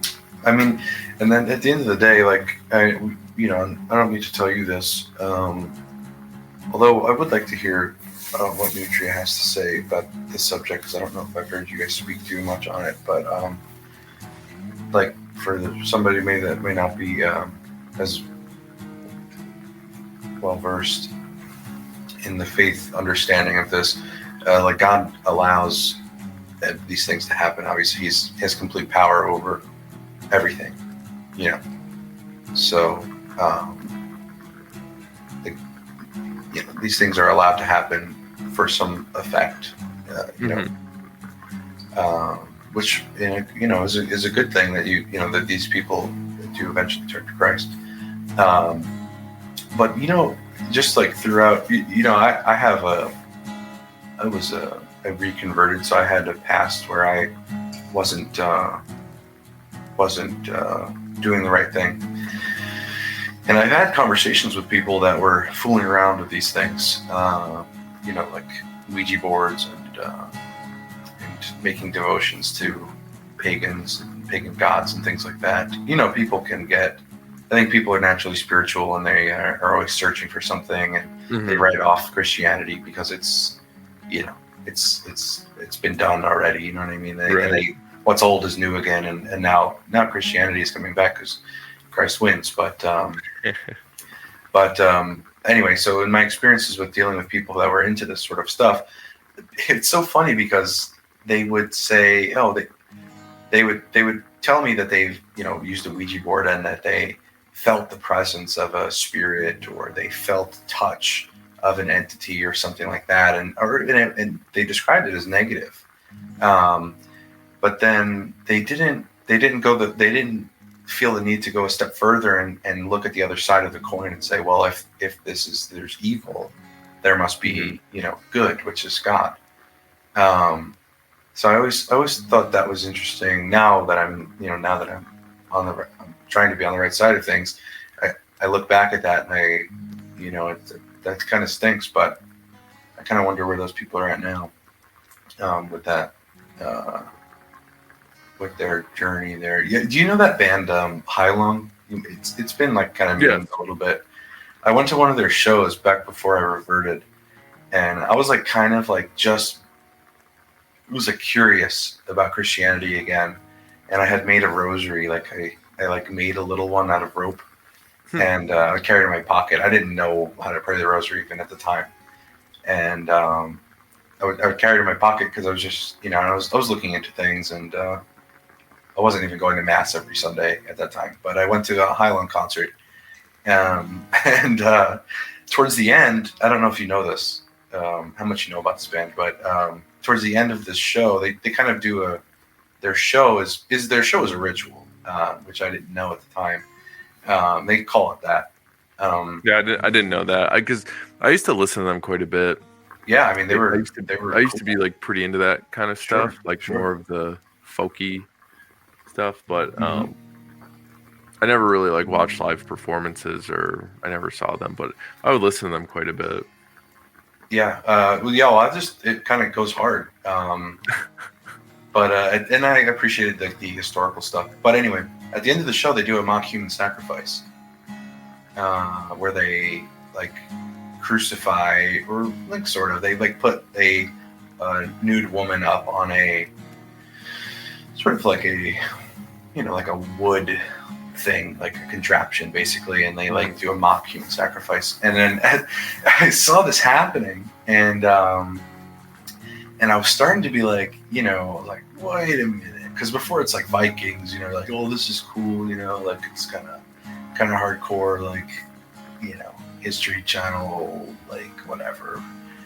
And then they bring out this naked woman, and they're like preparing to crucify her basically, and I'm like, wait a minute, what am I watching? And I remember slipping my hand in my pocket, holding on my rosary, and I was like, I felt like I had to make like a choice at that time, and I left the show before it was over, and I got on the subway and I went home, and I was like, at that time, and then I really was like, I remember I was like, I need to learn how to pray the rosary. I started praying the rosary, and then that kind of, it wasn't the spark that started my reconversion, but that certainly sped it up. I was like, I am in the wrong place now. And it's a shame because I really enjoyed that stuff back in the day. Not a shame, but I used to enjoy that stuff, and I was excited to go to that show for over a year. And when I got there, I was like, oh, what is this? Because you don't really know that, because they try to keep it like some of that stuff. They want to keep the the mystery, so they don't tell you everything that's going to happen at the show or ritual. My poor priest, at my parish, is like younger than me. He's probably like 26. He's probably a homeschooled guy before he went to seminary, and he was hearing me confess these things probably. Poor guy, man. Yeah, there is a lot of just crazy stuff that's very like normal, and I think that even certain stuff like that does kind of alarm people that are not necessarily, if they're just indifferent to the whole thing. I think that it's kind of one of those things where like, oh, okay, that's kind of interesting. Right? They may not be like about it or whatever, but yeah, there's a lot of weird stuff with, especially that, right? Like that's kind of a whole subsect of I mean, there's like a subculture around that whole thing, and it's like very tied into like the paganism and whatnot. Which paganism is really just demon worshipping. Yeah, That's it is. all it really is. I think that like sometimes you'll find those occasionally like those pro pagan or like pro atheist pages will show up on my feed, and it'll be like the most lukewarm stuff that was answered thousands of 1,000 years ago plus, where it'll be like I mean basically just complicating it, but just saying if God real, why bad thing happened. Right. And I think that when you look at the stories in the testaments of a lot of the saints, I mean, there are a lot of saints that were like, even look at Saint Augustine, right? He was in like I think it was technically a pagan thing, or like some sort of like odd spiritual. He was in like a court of like. He was like pretty well renowned in his circle. Yeah. As I don't know, I don't want to speak. I don't want to say the wrong thing, so I don't really know. But yeah, it was like a very much. Interesting like spiritual movement at the time. Mm-hmm. But he was very well known. Saint Augustine he was very well known about or within that stuff, and he even had like an illegitimate son with a woman that he wasn't married to, and right, yeah, he had a whole life. Yeah, I mean, he had like a whole other life, but he was. I'm trying to find what it was called. I almost wish I don't know if you ever read Confessions or looked through it, but I have a little bit. It's such a heavy book, but I almost wish that people that were curious, like the why, if God real, why bad thing happened. I almost wish that, like, I would say, like, I wouldn't have probably wanted to start with reading that kind of stuff, getting back into the faith. But now that I've gone through a bit of it, I'm like, it's so, his writing is so like, what is it? What would be the word? It's still current. You know what I mean? Mm-hmm. It sounds like he's literally me. You know what I mean? Like, you read what he writes, and it's just like so relatable. Yeah. That I think a lot of people that aren't, God is not like the center of their lives yet, might get a lot from that. I don't know, maybe not, but I think to see that you can relate to a guy that lived 1,000 years ago, you know what I mean? Right. And how he kind of balanced his life and living in the world, and then came to God. It's kind of it would be kind of an interesting perspective. But I mean, a lot of people do know about St. Augustine that aren't. I know people that have read Confessions that aren't even Christian. So I mean, it's just known as one of like the greatest books like of all time. Yeah. I don't know where my copy is. I just bought one on eBay. I don't know if I showed it to you. I think it's still at my house back home. But what were you saying? It said that his like religion that he was Manichaeism. Yeah. Manichaeism. It was like a. They believe. It said that it was a former, like popular, like major world religion, founded in the 3rd century by a Parthian prophet. So it's like a Persian type religion. Interesting. Kind of like a Middle Eastern deal, but yeah, that's what he did for a while, and then he had like a very kind of defining moment to become Christian, and from there he just kind of went full bore into it and became right. It was a complete 180. I like to say like when I read Confessions, I'm like, oh, he's literally me, but actually, I think, of course, that's why he's a saint. I think once he learned the truth, he did a complete 180 and never went back. But as I find myself like the worst of sinners, I wish I could be like him and leave everything behind. Yeah, I am curious too, like not to diminish him in any way, but I am curious how many times he internally was struggling with things and whatnot. And Right. one of a very like powerful thing that I had heard before is that no saint was sinless, and like none of the saints had an easy thing where they were just holy from the get-go, right? Of course. They had to struggle to get there in some way, but they were able to overcome it. One of the funniest like saint stories that I know is the one where when Thomas Aquinas wanted to become a monk, and his family didn't want him to, so they like locked him in this room with a prostitute, hoping that he would not be celibate anymore, so he couldn't be allowed to be a monk. Yes. And he ended up like chasing her around with a candlestick or something. Yeah, classic. Yeah. It's funny. Yeah, there's lots of interesting stories like that. I forget who's a saint that he would go and procure prostitutes and then read the Gospels to them. I forget the saint that did that. Let's see.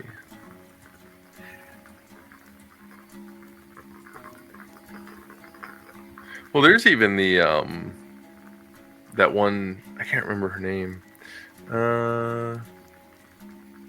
Vitalis of Gaza.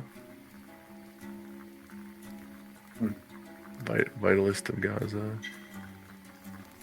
Oh no, he would just like try to convert prostitutes.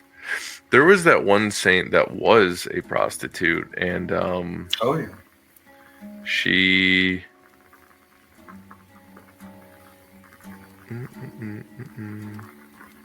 there's actually a handful.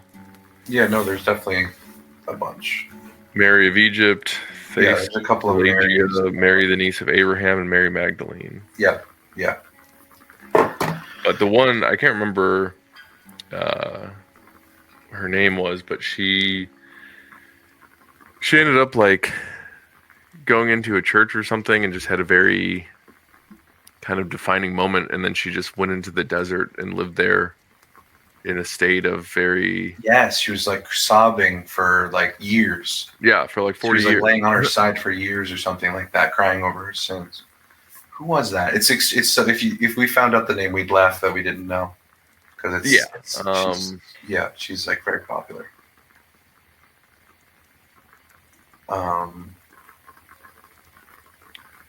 I think not to get us to derail this conversation, but to just draw it back to the supernatural spook.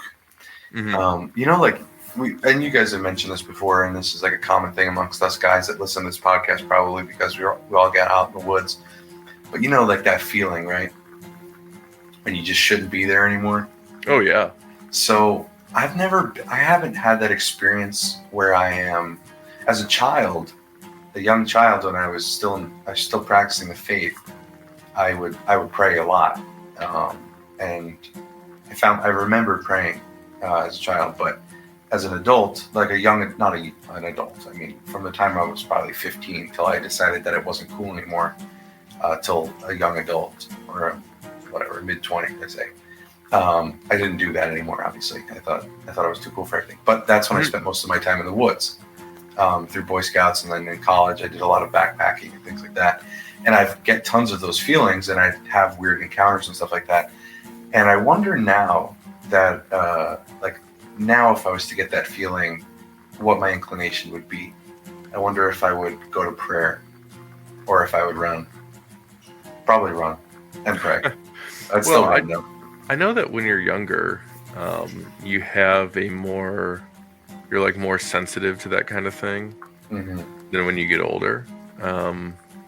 I don't know what the reasoning is, but I know that it's been said, or that I've read in different places, that the reason why kids will generally have supernatural encounters more often than humans is because they're just more often than humans. They're more in tune, more often than adults. Good catch.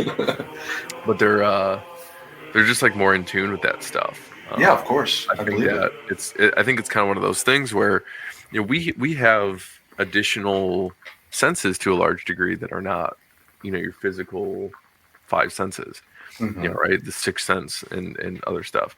So when you live in like an urbanized environment and you go to work and every day and you know wake up and you turn on your light switch and you know you have the heat running and all this stuff, you when you become domesticated, Right. the harder you become domesticated, the more you lose a lot of those senses.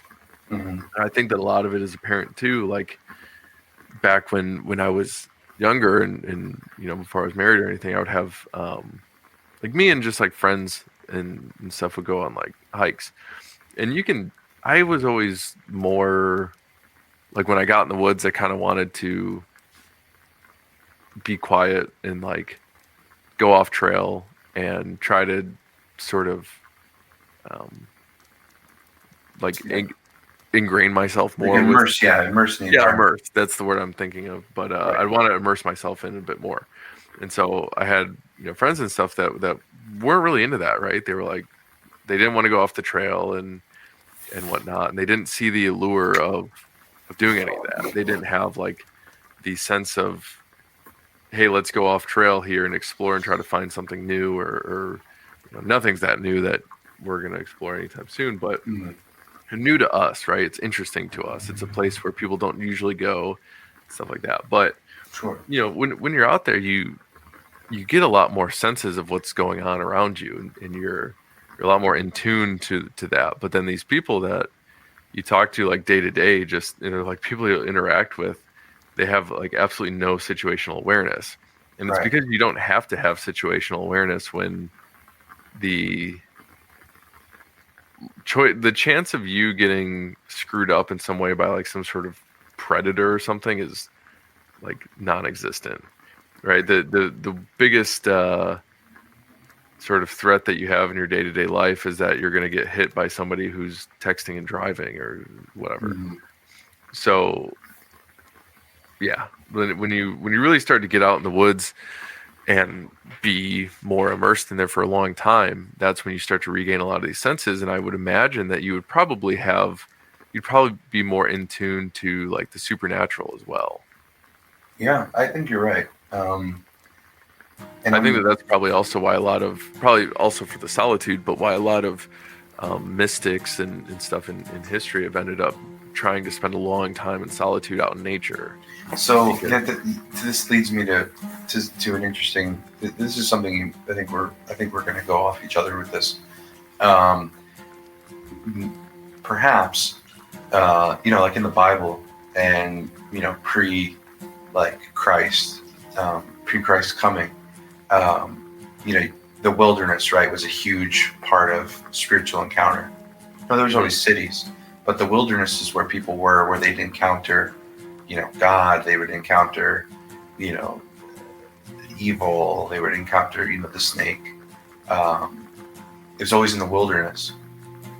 So I wonder if, you know, now that we don't live in the wilderness, obviously, that when we do go back to the wilderness, maybe that is a place where, because there isn't so much to distract us and our senses are heightened, maybe that the wilderness is just a place where you can encounter spirituality a bit more, or the spiritual nature of the world a bit more easy. And I know this sounds like obvious, like duh, this is just what we're talking about, but I think that it's the same wilderness that they talk about in, you know, like in you know, like biblical, but like in the biblical perspective. You know what I mean? Like, I don't think that we're gonna have, you know, like major you know, experience encounters you know, with the devil or with God in the woods, but you do definitely pick up on things. And that's the thing with this, that feeling that I don't understand, even as an adult. Like a couple of years ago, me and my brother were staying at our grandparents' property in upstate New York, and everything's fine, man. We had our night vision, we had our little tents out, we were cooking, and all of a sudden, just we both looked at each other and we were just like, let's go. And we were going to stay out there for 2 nights. And that's happened before to me and my brother. But Are you talking about that time that was in the winter? no, that's a completely different time. That wasn't like supernatural. That was just more. Yeah, that was just weird. That was just weird. That was just like some weird hill people stuff. But that more recent time, it was only a couple years ago. It was definitely like we just got the hairs went up on our necks and we looked at each other and we both knew exactly what we were thinking and we just left. Mm-hmm. But yeah, there's something about that. And like I said, I love the woods. I'm not afraid of I don't go in the woods. I don't have fear, that I'm going to get lost. Obviously, there's always a little bit like I don't want to get hurt. I try not to go alone for safety reasons. But I'm not in there like, scared of like. It's not like an episode of SpongeBob where he's like looking around, in like rock bottom or something, like scared of every corner. Yeah.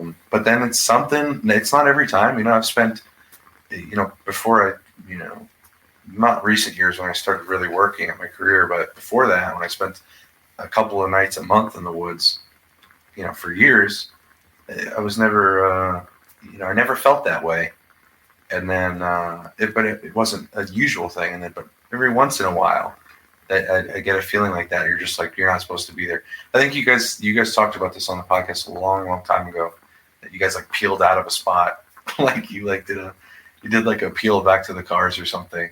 Because you all got like the hairs on your neck raised up at the same time. I've had that happen to me just individually. Where I grew up, there's like a schoolyard that's behind my parents' house, and then you can go into like this little park, just like this little kind of like metro park. And when I was, after I had gone through like all my initial like training for the Marine Corps and stuff, and then I went back home, and I like bought an AR and everything, and I started kind of getting into kit and whatnot. If my parents were out or like if the family was out on vacation or whatever, and I didn't leave because I had to work, I would wait until it got dark out, and then I just wanted to go out and basically like patrol around in kit and whatnot. Mm-hmm. Like this is when I really started getting into doing this kind of stuff in like 2015, 2016 timeframe. And so I remember this one time where what I did, and it was dark too, like that night. I don't know if there was no moon or heavy overcast or something, but I put on my kit. Did you have knots? I had like plate carrier and stuff, and I threw that on. I think it was like a Condor plate carrier too. Did you have nods at the time, Tyler? What's that? Did you have night vision at the time? No. Oh, wow. No, I did not. So I put that on, and I put a poncho on over it to kind of conceal it. Mm-hmm. And like I had my rifle kind of under the poncho. And so there's kind of like a walk where like I got to go out the back gate, and then I walk alongside all the gates that go kind of down the street, going in the direction toward the woods. And then you go through like a little thing across from railroad tracks, and then you're kind of in these little trails. And when you go on these trails, there's like the little kind of running or like bike trails that then lead on to, at this time they started doing like real big paved trails. But growing up, I would go out there all the time. Me and my buddies would go and like play airsoft back there, go do like little patrols with airsoft guns and everything.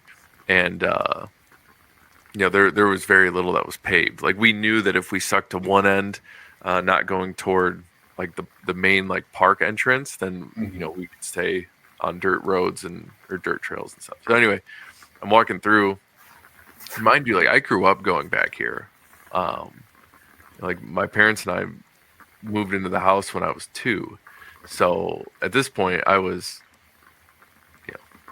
I had been living there for almost 20 years, and so I was very familiar with it and walking through, and I never really got that feeling of being scared in the woods or whatever. Especially, you get a rifle and stuff, you're like, fuck it, whatever, like nothing.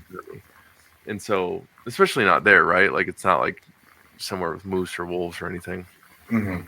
And I'm walking through, and I just hit this pocket of it. I mean, it hit immediately too. I was like, I shouldn't be here. Right. And I just turned around and left. Right. And it was very unnerving too. I really haven't had Like an real instance fear. that. Yeah, and it's like hitting the warm spot in a pool, right? Like Yeah. all of a sudden you're just like, okay, it's warm here. And then after a certain point you move away from it and then it gets cold again. But in this case I just was like, you know what? I don't need to be out here right now anyway. I just turned around and left. And Yeah.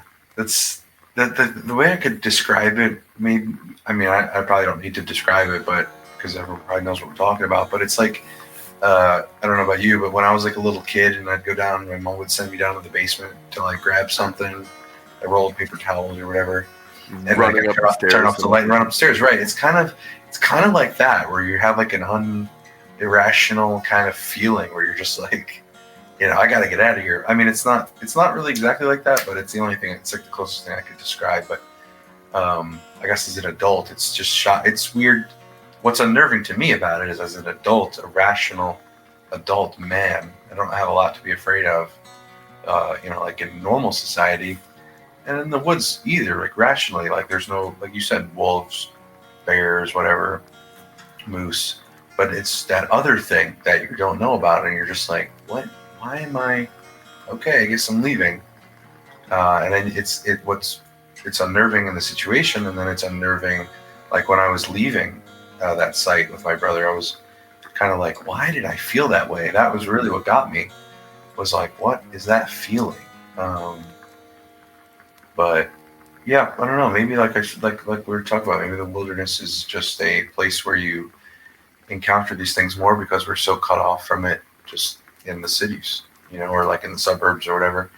There's just more distractions, and we're just not as attuned to things. But maybe they're there just as the same, and we just don't, we're not able to pick up on it as much. Well, something too that this just kind of unlocked a memory for me was, so in my parents' house there's a basement, and like at my parents' house I've never had a weird experience, like anything that could be deemed supernatural or paranormal or anything like that at my parents' house. There was actually one time though where I was upstairs and my dad was at work. It was during the summertime, and my mom and my sister were downstairs doing something, and I was sitting upstairs in the family room just playing with Legos, and all of a sudden this like glass decorative vase type thing that was on our mantle just fell off and shattered everywhere. And my mom and my sister like ran upstairs, and like I was like swearing, I was like, I didn't touch it, I didn't do anything, because I thought my mom was gonna think I broke it, and she could tell that I didn't do anything to it because I was so like scared. But it was kind of weird, like it wasn't close to the edge or anything, it just fell off. But like I never had any real instances where I've anything weird happened, right? Like nothing moving or whatever. But anyway, so in the basement you would walk downstairs and it kind of just opened up, and so we had, like, when you go down the stairs to the left side, there's kind of like a wall right there, but we had like a TV and a couch and stuff like that there, and I had like my PlayStation 1 down there and stuff. Well, you'd be sitting there kind of looking at the wall that was where the stairs went to. So you're kind of like in this little contained area, and then further on in the basement it was just kind of like storage and stuff. Our basement's always been like a huge mess, but growing up, but in the back there was like usually like a desk and stuff like that, and like a computer and whatnot. But I didn't like my back being to the rest of the basement for whatever reason. Yeah. And so like I'd be playing video games and I would just find myself like looking behind myself all the time. And I remember one time one of my friends came over, and so he was over and we were playing like ping pong, because I had this thing, it was like a mini like pool table, and then you had these things that you could put on top of it that were like ping pong and foosball. Yeah, dude, everybody had those. Oh, really? Oh yeah, man. It's like 5 things, like foosball, ping pong, pool. Yeah. Yeah, and so we were playing ping pong or foosball or something. It was ping pong, I think. And, I just strategically placed it to where my back was to the near wall that so I felt secure or whatever. Yeah. And my buddy was playing, and he just was like, he like looks at me, he goes, "Can we switch sides? I feel weird over here." Whoa. And Wow. I just kind of played it off like it was no big deal. Like, oh, no, it's fine, whatever. Yeah. But the fact that he picked up on the same feeling, having not really like my house isn't creepy, right? Or my parents' house is not creepy. Yeah. And so it's like a very cozy house. And, Sure. The basement is unfinished and whatnot, but it's not dark. It's not like there's any weird rooms or anything like that something could be in. It was just open. It's still unfinished. And so there's nothing weird around there. Like, realistically, you could go like around the corner of the stairs, and because we had put up a wall at one point, where like the laundry area was, but there's nothing. I don't know. It's just like not a strange house. It's not in a strange area. Like, Yeah, I understand. I that's like what we're talking about with all this stuff. None of it should bother us. Mhm. It is just normal stuff. But then there's that feeling. Very strange. That is interesting that your friend picked up on it too. And like I said with my brother that time, you just pick up on it. Like you don't even have to speak. And you both pick up on it at the same time, and it makes it a little bit even more. Luckily, you were home already, so you didn't have anywhere to go. But I picked up on that one time too with a Ouija board experience. Where Ouija board experience? So I didn't do it. I've never touched one of those things. But when I was in comm school, like my little radio course, me and a couple of my buddies would always watch horror movies and stuff. That became our thing, where we would just watch like Netflix horror films, and mostly like paranormal ones. We weren't really into like gory movies or anything. Right? Yeah. Me as well.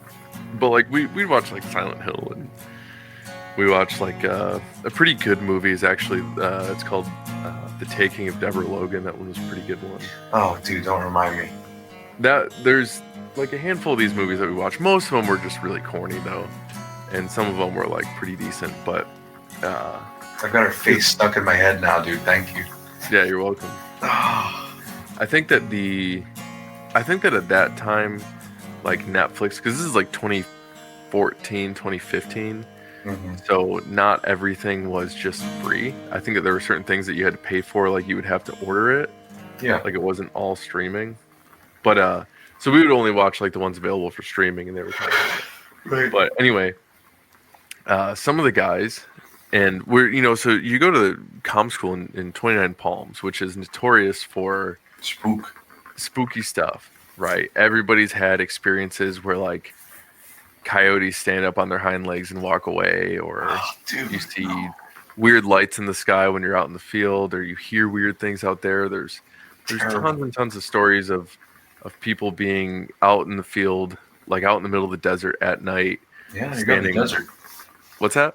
The desert, yeah, like we were talking about. Yeah, and I mean it's in the Mojave Desert, right? So it's like you're in the desert.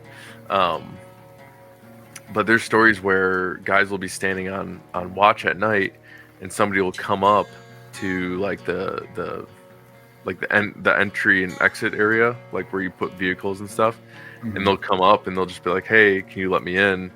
I like went to go pee. I'm like so and so," and they'll say a name, and then somebody will request it over the radio, and they'll be like, "That guy does not exist. Like I don't know who that is."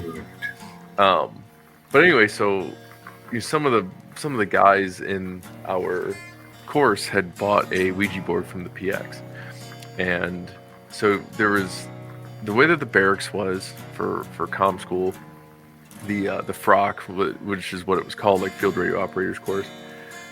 We had like one building, and so there's 3 stories, and we were all in the bottom story, and then there were some people that were on the 2nd floor, and then on the 3rd floor there was nobody there, and the 3rd floor was spooky as hell. And so on each end of the floors there was like a lounge. So it was just like there'd be some couches and chairs and like a pool table with all the balls and cue sticks missing and everything. Mm-hmm. And so sometimes they'd have like a foosball table that was didn't have half the pieces in it. It was all just decrepit. And so I would like to go up to the third deck lounge and just hang out because nobody would bother me because there's nobody on the third deck. And then I would just get this overwhelming feeling of like, all right, I'm not welcome here anymore. Like, time to get going. And I would just close my computer and leave. But so some of the guys had bought this Ouija board, and so me and my buddy John were like, we kind of want to see if this thing works. And we didn't want to play with it, but we just wanted to kind of watch. And so we went in to these guys. They were in the room, and one of the guys that was in the room had gotten dropped. So there's only 3 of them to the room, which is partially important to the story. Mm-hmm. And so we go in there and we go onto the unused bed, because like you walk in and there's a bunk bed right there, and then you continue to walk and there's like kind of an open area and then another bunk bed and then like the kitchen or not the kitchen, but like the bathroom and stuff in the back. And so they had set up a table between the bunk beds, and so we went into the door and then immediately on that bunk bed just kind of hopped onto the top bunk because it wasn't anybody's bed, and we were just kind of hanging out there trying to see. And so these guys set it up and they're sitting on the table and stuff, and they're touching the piece and they're talking and everything. And almost as soon as it happened, like as soon as it started, me and John just looked at each other because we were both sitting on like the edge of this bed. Mm-hmm. We just looked at each other, jumped off because it was on the top bunk, and just walked out. We didn't say anything. We just were like, "This isn't it." And and I told him, I was like, "Yeah, I'm not going to do that." And he's like, "Yeah, me neither." And so not later like on, not like this is lame, let's go. Like you were like, no, it was like I don't want to be involved with this. Wow, something happened. And so the next day, those guys are like, "Oh yeah, we ended up talking to like some guy that used to be stationed here and all this stuff," and they're going on, and I'm like, "All right, whatever." Well, a couple days later, the one guy he's on the bed that was like right when you walk in on the bottom bunk, because remember, there's nobody that's on the top bunk. And it's like the middle of the night, and he wakes up, and they had their blinds cracked, and so the lights from outside were kind of able to shine through. And he's laying there, and he sees a figure standing in the room, like kind of in the back where like the sink is and stuff, and like right where the bathroom entrance is. And he thinks that it's one of his roommates, but they're just like, he can tell that the figure's just kind of standing there and like sort of facing them. And so he's like staring at him for a second. And you know how like when you know somebody really well, like you know their silhouette. And he's like, right. I don't know this one. And he looks over, and the 2 guys on the other bunk bed are both in their bed asleep. And he knows that there's no, like the guy that's above him isn't even in the class anymore. Like there's nobody that's sleeping above him. So there's not like a 4th person in the room. Right. And as soon as he comes to this realization, he like starts freaking out, and he jumps up and turns on the light, and there's nothing there. And the other guys wake up and they're like, what? And he explains it. And he said like they did not sleep for weeks. Every single day after that for so long, they were like just dead tired. And like weird stuff would happen in the rooms, and things would move, and not like in front of them, but like they would put something down on the table, go into the bathroom, come back out, and it was gone. Dude, I don't know, man. I can't. I'm so grateful that I never came into contact with a Ouija board. Yeah, dude. I was just helping my friend move, a friend from church, and we were in Target doing a little like buying some stuff for their place, and we went through we were looking at Legos and stuff like that just for fun. And then we eventually went to the board game section, and there's a big old stack of Ouija boards, at Target, like huge. Yeah. Like 10, 12 of them. And like they just stocked them. And we took them and we stashed them like all the way up on top of the aisle, like where the back stock is of like Legos that like you can't even get to if you wanted to. Mm-hmm. And we just stuffed them all up there. So hopefully prevented somebody from buying them, but that's scary stuff, man. Yeah, there was a girl that lived up the road that was friends with my sister, and I was pretty young. I don't really. I kind of vaguely remember this, but my mom would work from home before my younger sister was born, and so she would sit at the kitchen table sometimes and just do stuff, and because like she didn't have to have a computer for her job until like a while later, but she mostly would have like physical papers and stuff that she would file through. And so she was going through these and working on stuff, and she hears a knock on the door, and it was summertime, so like our main door was open, and then just like the glass door was there. And she looks and she sees my sister's friend there, and she sees that she's holding a Ouija board, and my mom was like, nope, you're not bringing that in here. Wow. There's no way that you're going to bring that in. And I kind of like heard the interaction, and I asked my mom, I was like, what's going on? Because it was summertime and I was at home from school. She was like, oh yeah, like so-and-so from down the road wanted to bring a Ouija board in here. I was like, I don't even know what that is. But yeah, another like weird story was that my cousin had weird experiences, because she would do it with her friend that lived down the road, and it would like tell them very like interesting things about their lives that there's no reason that anybody should know it, kind of thing. Right. Nothing bad, but just like how would you know that that happened, sort of thing.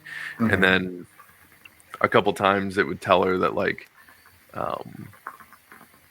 that it was time for her to go, and then the phone would ring and it would be my aunt telling her to come home for dinner and things like that.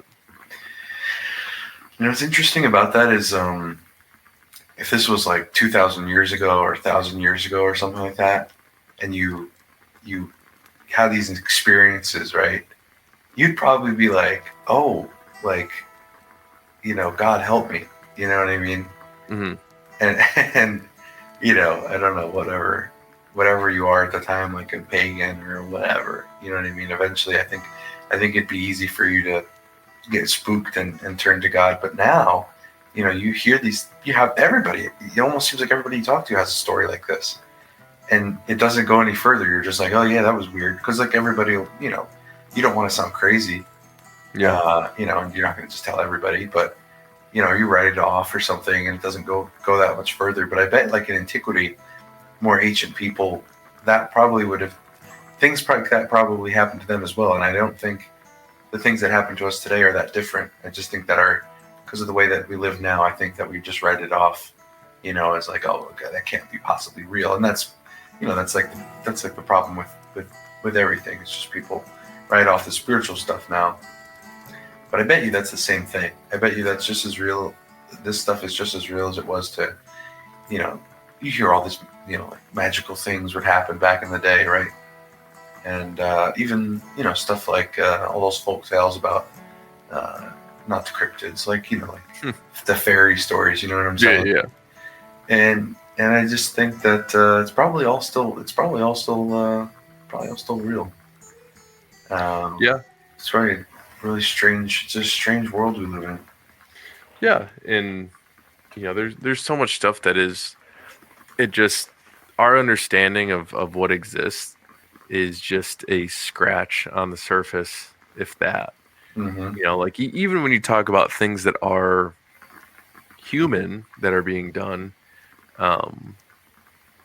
like for instance, there was I know that there's a patent that was filed at one point. I think that it was filed by somebody, like some agency in the government, but it was talking about like having certain frequencies that they could weaponize, or like it was certain frequencies that they would use for like human control, basically. Yeah. And so there's that, and then there's a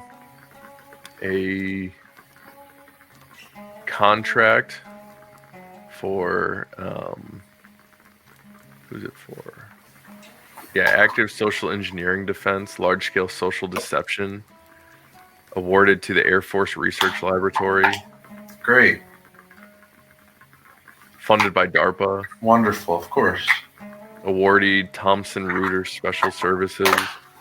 Yeah, research and development in the physical engineering and life sciences. Like, I don't know. active social engineering defense. There's like all this stuff that it's There's like that. You ever seen that? It's decades old. It's a decade old or more now. That like Humvee mounted thing they make that like zaps you with sound and you like freak out and run away. I've heard of that. Yeah.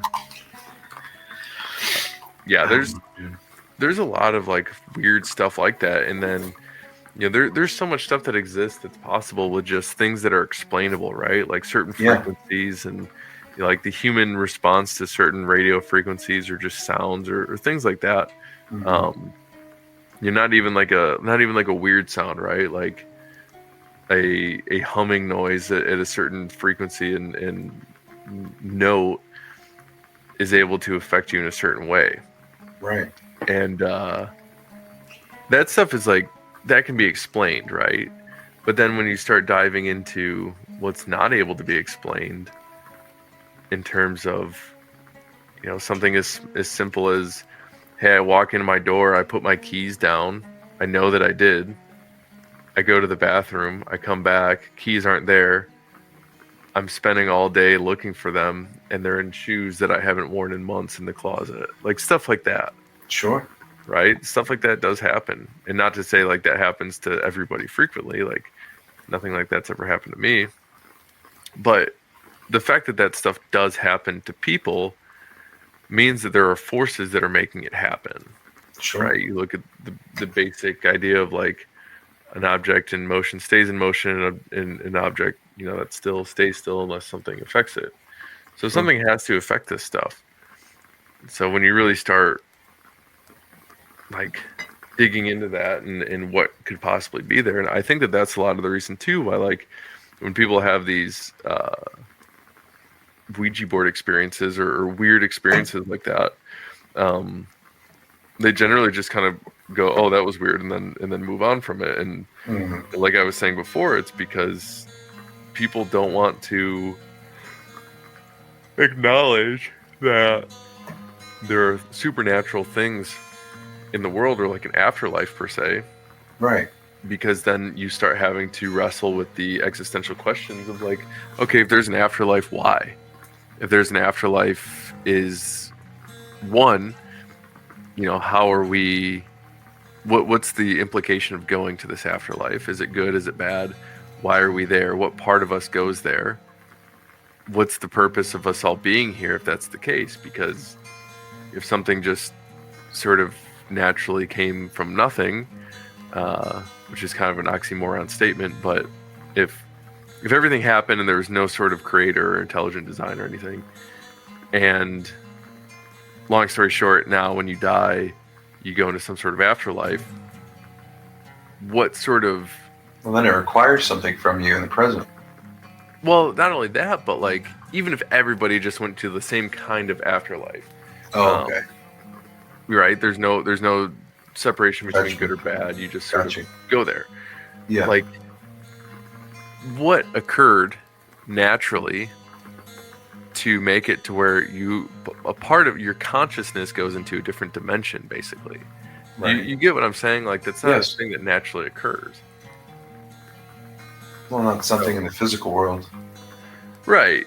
So that's something that you could observe. Had to have happened to us to make a quality of us, or a certain part of us, capable of transcending dimensions for what, no reason. So that's... I see what you're saying. It doesn't take like a lot of asking why. Yeah, there's not many steps to get to these questions that only points to, well, now there has to be some sort of omniscient being that created everything, or beings, right? And then you start diving into everything else, and then that's when you start looking into faith and the spirituality aspect, and even people that are the quote unquote, like, I'm not religious but I'm spiritual type, like they still put their faith in certain things, but I don't know, like even a lot of pagans, they use pagan stuff as like archetypes, right? Like the pagan gods are archetypes of certain human characteristics and behaviors and qualities and such. They're not actually up in the clouds or in their world So they controlling. say. And then, I mean, you have others that do believe that that's the case, right? You have like Right. different schools of thought within Like the pagans. Satanists that don't worship Satan.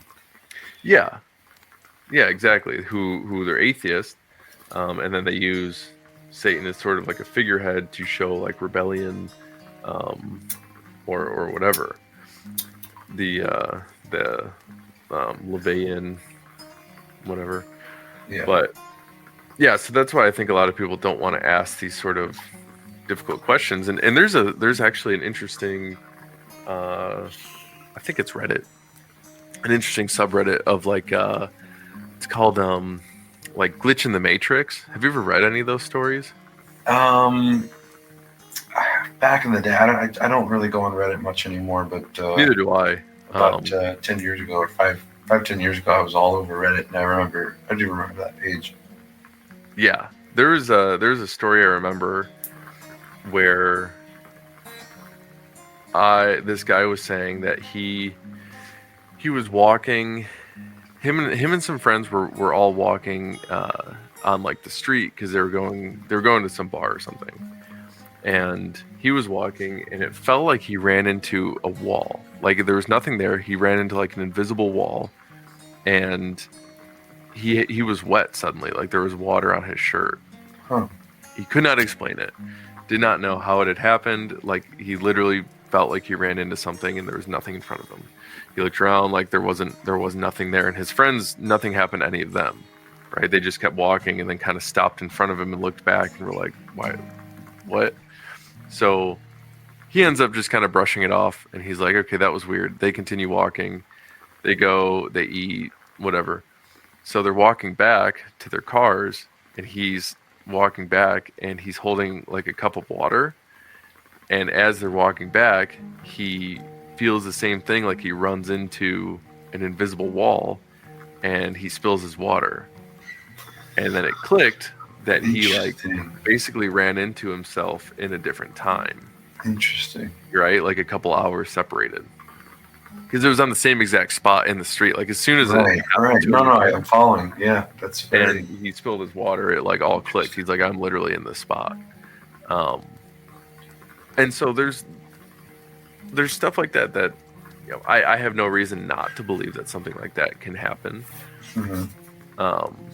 You know, I have no reason to believe that this person didn't just wake up and write this in. But I mean, there's a lot of, you know, even just people that'll be like, tell you experiences and stuff where there was a time where they were spending the night at a friend's house or something who lived down the road, and they closed their eyes to go to sleep at their friend's house, and they woke up and they were home in their own bed, and they could not explain it, and everybody, you know, just acted like nothing ever happened, and nothing was out of the ordinary.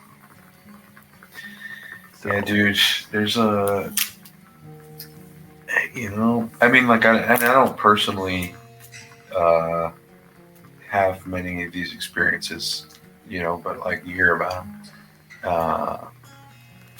But I will say, I have recently, within the last 6 months, I was having problems sleeping, and just close your eyes. Yeah, you're right. The problem was I'd fall asleep and I'd wake up, and you know, like sleep paralysis. I was having problems with sleep paralysis, and yeah, and it was some of the craziest stuff I've ever experienced. Like as a rational adult now, like I keep saying, it was the craziest thing I've ever experienced in like my waking mind. And I was even at I don't know, maybe I might have told you about this. I went to a retreat at a seminary just in November, mm-hmm. and I had this experience there as well. And I woke up in my cot in one of the rooms at the seminary, and I opened my eyes and I'm looking at the room, and some other things happened that I won't get into, but basically I visualized, like, through my eyes. Obviously I was dreaming, or so I think, but I basically was thrown out of my bed. This is a small room. It's like a closet. Thrown out of my bed up against the wall directly opposite the bed. And then I would open my eyes. I would I'd hit the wall and open my eyes. I'd back in my bed again. And it would happen. That happened 3 or 4 times quickly. I'd be back in my bed. I'd open my eyes. I'd look around the room, and then I'd get thrown up against the wall. And then I'd be back in my bed. And I was having some sort of, sleep paralysis, some kind of, hallucination thing. I don't know what it was. Like a waking dream, perhaps. And eventually I forced myself awake, you know what I mean? So that didn't happen again. And I prayed for a while. And I'd have experiences like that maybe once a week. Not as extreme as that. That was the most extreme one was that one, and it was when I was at the seminary. But the other ones were just when I was living in Nashville, more commonly, and it was just like waking up feeling like I felt. I don't know how crazy you want to get on this episode, but I feel like we're already kind of down that hole. Yeah, go all the way. I felt. I wake up and I'm on my side, and I open my eyes. I look at my window. I see my bookshelf, and I feel a hand. I can feel all 5 fingers. A hand on my shoulder that's above, outside the covers, and I feel its nails of the hand digging into my arm and pushing me down into the bed. And I feel another hand on my hip doing the same thing, pushing me down, and I feel its nails. And and just my only. I don't know what to do, so I was trying to wake myself up because I figured, I'm dreaming still or something, and I didn't know what to do. So I started praying, and then I didn't feel that anymore. But I also didn't wake up in a different position. I was still laying on my side, still looking at the same thing, still halfway through a prayer that I was praying. Anyway, I have a few instances like this. Like I said, in a period of about 6 months, I had maybe once a week or once every 2 weeks, I'd have something like this happen. And my father gave me. I didn't tell him this, but I didn't tell him any of it. I didn't really tell many people this at all. But he gave me a St. Benedict medal, and I'd always have a problem wearing it because if you wear like a scapular and a medal at the same time, you get like choked in your sleep, basically.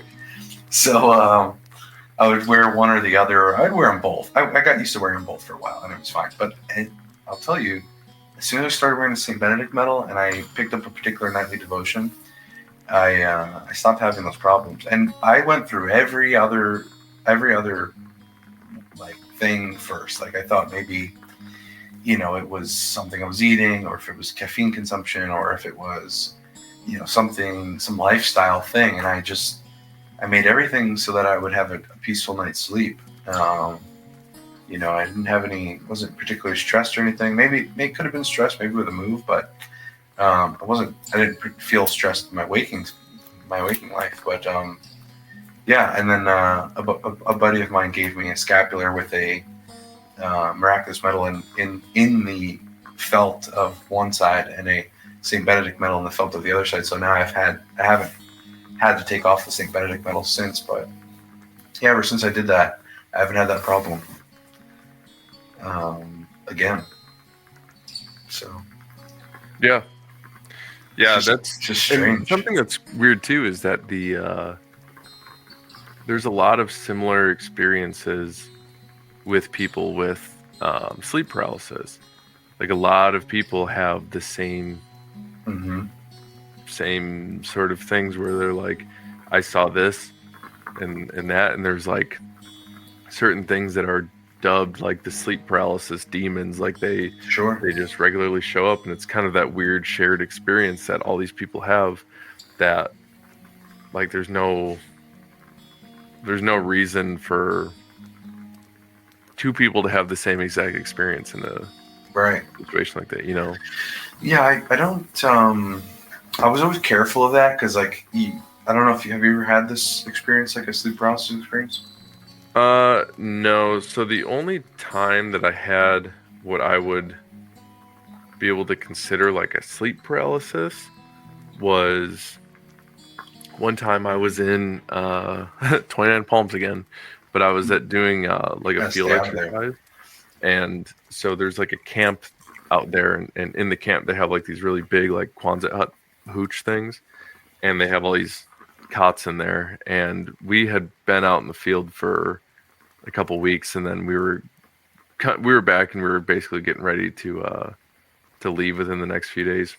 And I just remember waking up, and I was in my cot, and I was laying on my side, and I can't remember what the dream that I had was, but I just remember that it was like I had to like wake up from my dream. Like I had to wake myself up from my dream. Yeah. And I woke up and I couldn't move at all. And I was laying there, and I was like, I could hear people snoring, and I could look and I could see the guy that was on fire watch, like walking around with his little, I think there was like one guy like reading a book with his little red lamp on the book, and then somebody else was just kind of like wandering around trying to kill time. And I could see it, and nothing obscure or strange or anything happened. I just couldn't move. And then after, like, I slowly was able to start moving my toes and limbs again, and then I just kind of turned over because my side was numb, and then I went back to sleep. Yeah. Yeah, I don't. Yeah, what's weird is like kind of what you're describing is you're able to discern things. You know what I mean? You're thinking, so it's like you're not asleep. You know, like you can look around and you see. You know, you can make sense of what you're seeing, which is what happened in my experience too. I was looking at my room and the way the place, everything, everything was in its place. Everything seemed normal. Like I was like literally just in my room, opened my eyes while I was in bed. Yeah, I didn't have like that. I didn't see like a figure. I've never, praise God, I've never had that. Never had that happen where I've seen like a figure standing over me, but I've definitely, the hands thing, I felt that's a common occurrence. I don't see anything, but it's very strange. But I'm awake. I can nowadays. I got so used to it that I kind of like laugh a little bit if I wake up at like 3 a.m. and a lot of times I'll wake up and I'll be praying. Like I'll be in the middle of praying, which is so strange. But I do have to put great effort into wake myself up. Yeah. To get myself up, I'll end up like trying to yell or something like that. Obviously I can't, but I try. But yeah, it's super weird. I don't know if I told you I had an experience like that at not this past Winter Forge, but the Winter Forge before that. I had a bad dream, but I had this dream. There was this. I was in my house at home, like my parents' house, and I was like coming out of my room. I wake up and I walk out of my room, get out of bed, and there's like a mountain lion, but it has like a long neck, like a giraffe or something, and it's coming up the stairs, and I grab it at the top of the stairs, and I'm choking it, and I'm trying to prevent it from like coming upstairs, and I'm like yelling for my mom, and the guys wake me up. We're in this GP town with like 20 dudes, and I'm like, I woke up and Brent is like, he's like, what the hell were you dreaming about? He's like, you dreaming about your girlfriend back home? And because I was just like, I guess like moaning, you know what I mean, like trying to yell, but I wasn't able to like vocalize. I was just moaning. So they gave me a lot of shit about that. I felt bad for waking everybody up, but I was happy to get out of that dream. It's funny. It was so funny. But yeah, that's life, dude. Yeah, Life is a little weird. But one just to go back to that one thing. If I don't know if you wanted to wrap this up soon, but so they launch a satellite in '65. It goes to Mars. They take a picture. Okay, 1977 they land a rover. 1984 they have grid coordinates that they're giving to a clairvoyant talking about a pyramid. So I can only deduce from that they saw what they thought was a pyramid. They said, this is interesting. They gave it to the subject, and the subject told them about a pyramid. Mm-hmm. Because what else? How else would you have a grid coordinate of something in particular? Well, it's a giant rock in space. Yeah, there'd have to be. They had areas of interest. Yeah, there'd have to be some way to know like this here is a point of interest. I wonder if they had any way to like, I don't know, do any sort of subterranean scanning and or like mapping. They'd have to get a ground penetrating radar on the planet. I don't think they have that yet. Yeah, exactly. Not yet, but soon. I have no idea. But yeah, it's very strange, especially when like once you start looking in like some of those CIA reading room docs and you read stuff like there's no way this is real. I love that they publish them because they know that that's what they think. I don't know why bother publishing them then. I believe that there's nothing that they don't want. Like there's no way they let us know anything they don't want us to know. I think that a lot of it is BS to me. Is because of the Freedom of Information Act. There's like a certain like everything has to be declassified at a certain point. Does it though? I think so. I think that anything that isn't like a direct so crazy that they would just you would never ever know about it. Well, I think that certain things that would be like a threat to national security or like international relations to publish probably wouldn't get published because then you're doing more harm than good by publishing it. You know, like and like all these documents that explain how we are like actively spying on friendly allies or stuff like that. Like they're probably not going to do.